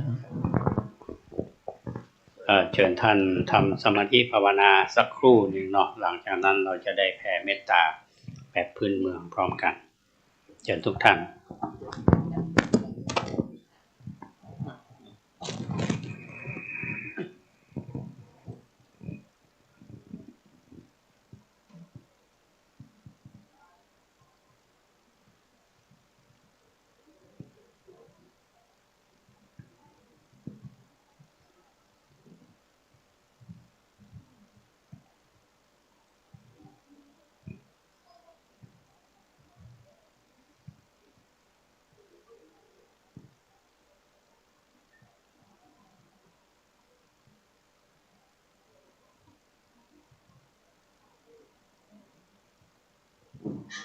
สาธุสาธุผู้ค้าทั้งหลายบำเพ็ญภาวนามาพอสมควรแก่เวลาขอยกยอไว้เหนือหัวก่อนแล้วลำดับจากนี้ไปเราจะได้อธิษฐานส่วนบุญที่เราได้บำเพ็ญมาเพราะว่าจะเป็นบุญศีลบุญทานบุญภาวนาขอบุญทั้งหลายเหล่านี้ส่งโยให้ตนตัวหมู่เฮาทั้งหลายได้ถึงความสุขจากนั้นเราจะได้อุทิศผลบุญผลกุศลที่เราได้บำเพ็ญมานี้ไปให้กับเทวบุตรเทวดาเทปาอาหักเจ้าที่เจ้าทางเจ้ากรรมนายเวรทั้งหลายเป็นลำดับถัดกันไปนะครับ นิมังตานากัมมังนิพพานังปัจจโยตุโนนิจังอิมังศีลากัมมังนิพพานังปัจจโยตุโนนิจังอิมังภาวนากัมมังนิพพานาปัจจโยตุโนนิจังยังกินจิกุสลังกัตตาปังกัมมังสัพเพอัมเหหิกาตังปุญญังโนอนุโมตันตุสุนันตุปันโตเยเตวะอัสสามิงทาเนอาทิคาตาคิคายุกาสัตตาหุนตุสัพพสัตตานังสุขีอัตตานังปาริหารันตุมาตาปิตาสุขีตาหุนตุทุกขาปามุญจันตุสัพเพยาตาตาสุขีตาหุนตุทุกขาปามุญจันตุสัพเพยาตาตาสุขีตาหุนตุทุกขาปามุญจันตุสัพเพปิสาสัพเพยัคขาสัพเพเปตาสุขิตาหุนตุทุกขาปามุญจันตุสัพเพนัคขัตตาสุขิตาหุนตุทุกขาปามุญจันตุสัพเพเทวาสุขิตาหุนตุทุกขาปามุญจันตุสัพเพจาลิโยปัจจายาสุขิตาหุนตุทุกขาปามุญจันตุสัพพะสัมปตินังสามิจันตุพุทโธมังคลาสัมพุทโธสัมพุทโธดิปัสสุตตโมพุทธามังคลามาคัมมาสัพพทุกขาปามุญจเลธัมโมมังคลาสัมพุทโธกัมปิโลทุตตะโสอานุงธัมมะมังคลามาคัมมาสัพพะปัญญาปามุญจเลสังโฆมังคลาสัมพุทโธทัพพินายโยอนุตตโลสังฆมังคลามาคัมมาสัพพะโลกาปามุญจเลวันตามิพุทธังสัพพะเมวะโตสังฆมาทาเมพันเตวันตามิธัมมังสัพพังเมโตสังฆมาทาเมพันเตวันตามิสังฆังสัพพะเมวะโตสังฆมาทาเมพันเตวันตามิคาลุอุปจายาจาลิเยสัพพะเมวะโตสังฆมาทาเมพันเตวันตามิคัมมาทานังสัพพะเมวะโตสังฆมาทาเมพันเตวันตามิอาลาเมพันธาสีมังสัพพะวะโตสังฆมาทาเมพันเตวันตามิเจติยังสัพพังสัพพะทาเนสุปฏิทิตาสลิลาตาตุมหาโพธิพุทธาลูปังสกาลังสถานาคาโลเกเทวะโลเกธรรมะยุเปสัมโพธิเปลังกาทิเปสาลิลาตาตุโยเกสาตาตุโย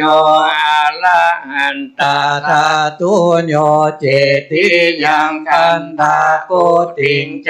ตุราสิติสาหัสเสธัมมกันเตสะเปสังปาทะเจติยังอังวันตามิสัพพะโต สาธุวันตามิพันเตสัพพังอาภาลทังกัมมาตามิพันเตมยากาตังปุญญังสามินาโนโมทิตาปังสามินากาตังปุญญังไมหังตาตาปังสาธุสาธุอนุโมทามิจัตตารโอธรรมาวัฏฏันติอายุวันโนสุขังภะลังสาธุสาธุสาธุขออนุโมทนากับทุกท่านเด้อครับเชิญท่านคณบดีกับผู้บริหารทุกท่านนะครับรับของจากหลวงพ่อท่านพระครูนะครับเป็นหนังสือที่ว่าตะกี้นะครับเนาะเชิญเลยครับครับจากนั้นเราก็จะลงกันไปตั้งลุ่มซอกหินเข้าเสี่ยงแล้วกันแล้วกันละนะครับเนาะครับก็สำเร็จเสร็จสิ้นลงไปนะครับสำหรับการทำบุญของหมู่เฮาในวันนี้นะครับก็อนุโมทนาขอบคุณกับหมู่เฮาผู้คนนะครับที่ได้มาร่วมขินร่วมทานด้วยกันวันนี้ถึงโมดถึงมวลนะครับในส่วนของคณะวิศวกรรมศาสตร์นะครับคณะสถาปัตย์แล้วก็พี่น้องสายบุญกู้สายนะครับเนาะที่มาร่วมกันไปจัดนักบ่ได้สายบุญตัวนะครับเนาะแต่ก็อย่างที่บอกไปนะครับเอามากินมาทานด้วยกันวันนี้เป็นการกฐินสามัคคีครับนะครับได้ร่วมกินร่วมทานมาด้วยกันอันก็อนุโมทนาบุญด้วยกันกู้คนเนอร์นะครับกับพี่น้องตั้งลุ่มนะครับเนาะจะได้ฟ้องกับหมู่พี่น้องตั้งลุ่มนี้เขาจะปล่อยกันกินข้าวแล้วกับเด่นกินข้าวแต่แล้วกับประเด็นนี้นะครับเนาะเดี๋ยวพระคุณเจ้าจะได้ไปฉันเพลนะครับทางเหนือนี่นะครับศาลาที่อยู่ทางเหนือส่วนว่าพี่น้องของเราก็ตามอัธยาศัยกันเนอะนะครับบอกว่าจะเป็นพี่น้องวิศวะพี่น้องสายบุญกู้สายนะครับครับครูบาสังฆเจ้าจะไปฉันตัดที่ทางเหนือนี่นะครับเนาะก็จะไปร่วมบุญร่วมทานด้วยกันท่านนี้แถบกรรมหนึ่งนะครับครับพี่น้องศรัทธาผู้คนนะครับผู้แทนนายกอบจนะครับมาร่วมด้วยกันนะครับเนาะครับวันนี้ในส่วนของจังหวัดนะครับก็มาร่วมกินร่วมทานด้วยกันนะครับเนาะก็หลายหมู่หลายผู้หลายท่านหลายคนวันนี้นะครับบางท่านบางคนก็ออกชื่อได้นะครับบางคนก็ออกมาได้นะครับเพราะว่าอยู่ในช่วงของการจะต้องเลือกตั้งนะครับเพราะฉะนั้นก็ได้ส่งทีมงานลงมาช่วยนะครับมาช่วยกอยช่วยพอจะได้ก็แล้วแต่นะครับเนาะอนุโมทนาบุญด้วยกันกู้คนเนอร์นะครับที่ได้ร่วมกินร่วมทานด้วยกันในวันนี้ก็เป็น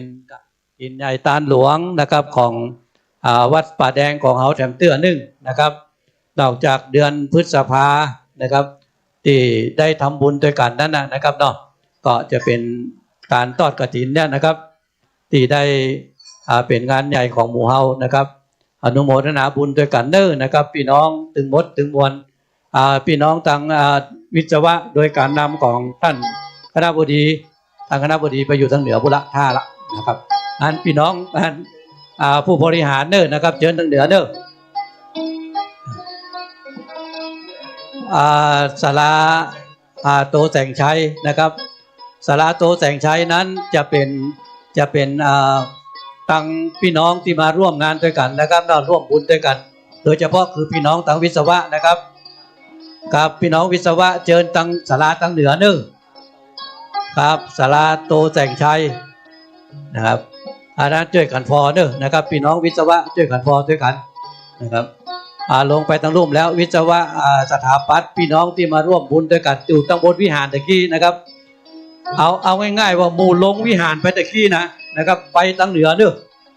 เพราะหมู่อยู่ตั้งร่วมนั้นอิ่มแล้วครบอิ่มจะกันเอาเป็นว่าอันที่ลงวิหารไปนะครับเนอะลงวิหารไปเชิญขึ้นไปตั้งเหนือเนอะไปกินข้าวด้วยกันท่านนะครับแต่เดี๋ยวอาจารย์ดร.เทพมาทางเพชรทางเหนือเพชรทางเหนือศาลาเพชรนะครับเหนือวิหารเพชร เพราะว่าวันนี้พี่น้องที่ร่วมกินร่วมทานด้วยกันนะครับเนาะเอาได้กินได้ทานด้วยกันแต่นี้ส่วนแถมอันหนึ่งคืองานสตังค์นะครับงานสตังค์ของพี่น้องวิศวะหมู่นี้เขาใส่ตันนะครับเขาไปกินข้าวเขาจะนับสตังค์อย่างเดียวนะครับนับไปนะครับอันที่หมู่จะกินข้าวไปทางเหนือเด้ออันหมู่มากินข้าวนับสตังค์อยู่นี้แล้วไป พอละนะครับเด้อจะย่างเสียงละเพราะว่าจะไปกินข้าวละอันใครจะว่าจะได้ก็ว่าไป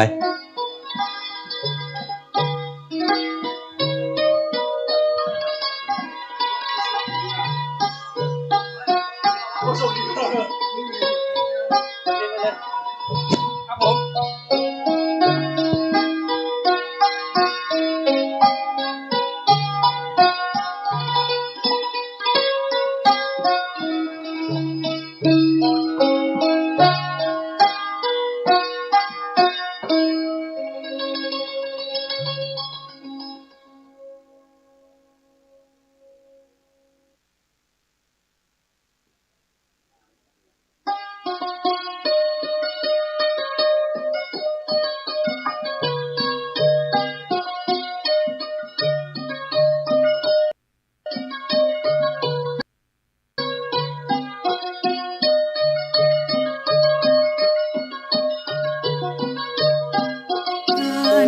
สังฆทานบุญทานยิ่งใหญ่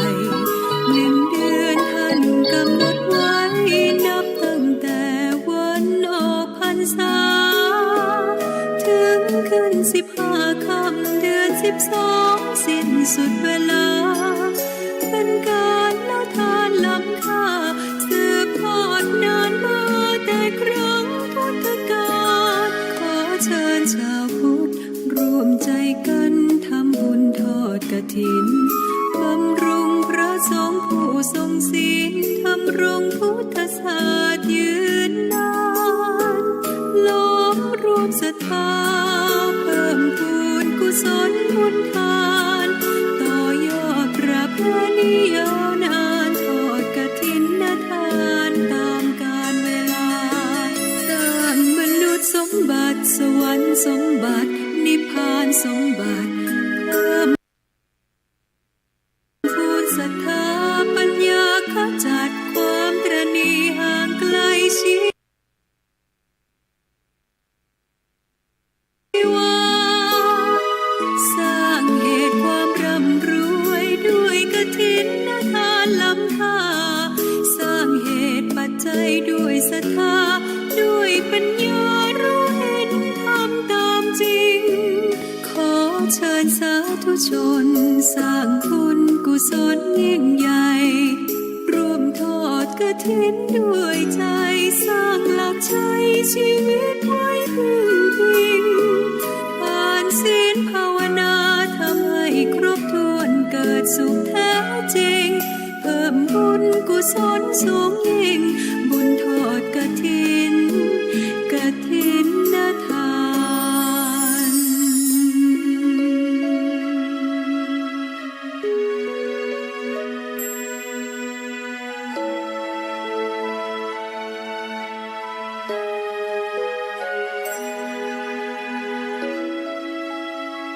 สร้างมนุษย์สมบัติสวรรค์สมบัตินิพพานสมบัติ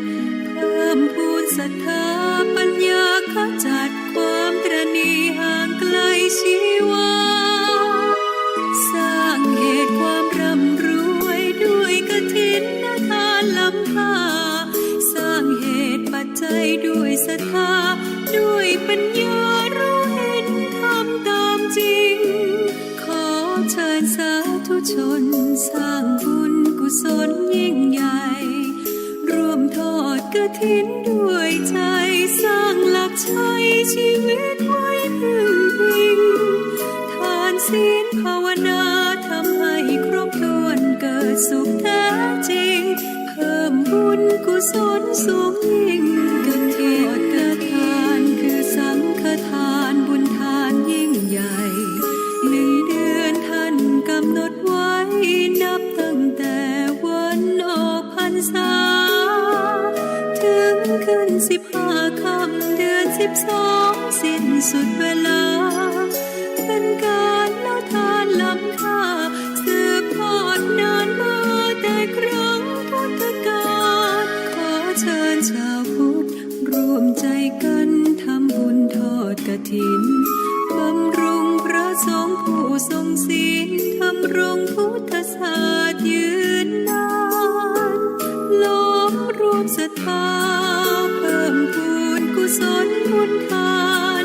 ต่อยอดประเพณียาวนานทอดกฐินทานตามกาลเวลาสร้างมนุษย์สมบัติสวรรค์สมบัตินิพพานสมบัติเพิ่มพูนศรัทธาปัญญาขจัดความตระหนี่ห่างไกลชีวาสร้างเหตุความร่ำรวยด้วยกฐินทานล้ำค่าสร้างเหตุปัจจัยด้วยศรัทธาด้วยปัญญารู้เห็นทำตามจริงขอเชิญสาธุชนสร้างบุญกุศลยิ่งใหญ่ร่วมทอดกฐินด้วยใจสร้างหลักใจชีวิตไว้พึ่งพิงผ่านศีลภาวนาทำให้ครบถ้วนเกิดสุขแท้จริงเพิ่มบุญกุศลสูงยิ่งบุญทอดกฐินทาน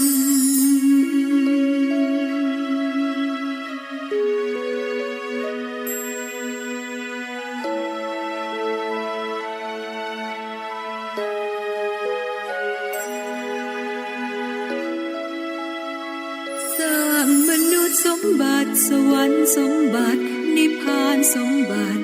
เพิ่มพูนศรัทธาปัญญาขจัดความตระหนี่ห่างไกลชีวา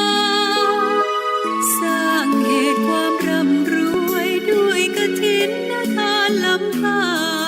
สร้างเหตุปัจจัยด้วยศรัทธาด้วยปัญญารู้เห็นทำตามจริงขอเชิญสาธุชนสร้างบุญกุศลยิ่งใหญ่ร่วมทอดกฐินด้วยใจสร้างหลักชัยชีวิตไว้พึ่งพิงทานศีลภาวนาทำให้ครบถ้วนเกิดสุขแท้จริงเพิ่มบุญกุศลสูงยิ่งกฐินทานคือสังฆทานบุญทานยิ่งใหญ่1 เดือนท่านกำหนดไว้นับตั้งแต่วันออกพรรษาถึงขึ้น15 ค่ำเดือน 12 สิ้นสุดเวลาเป็นการเล่าทานล้ำค่าสืบทอดนานมาแต่ครั้งพุทธกาลขอเชิญชาวพุทธร่วมใจกันทำบุญทอดกฐินบำรุงพระสงฆ์ผู้ทรงศีลทำรงพุทธศาสนา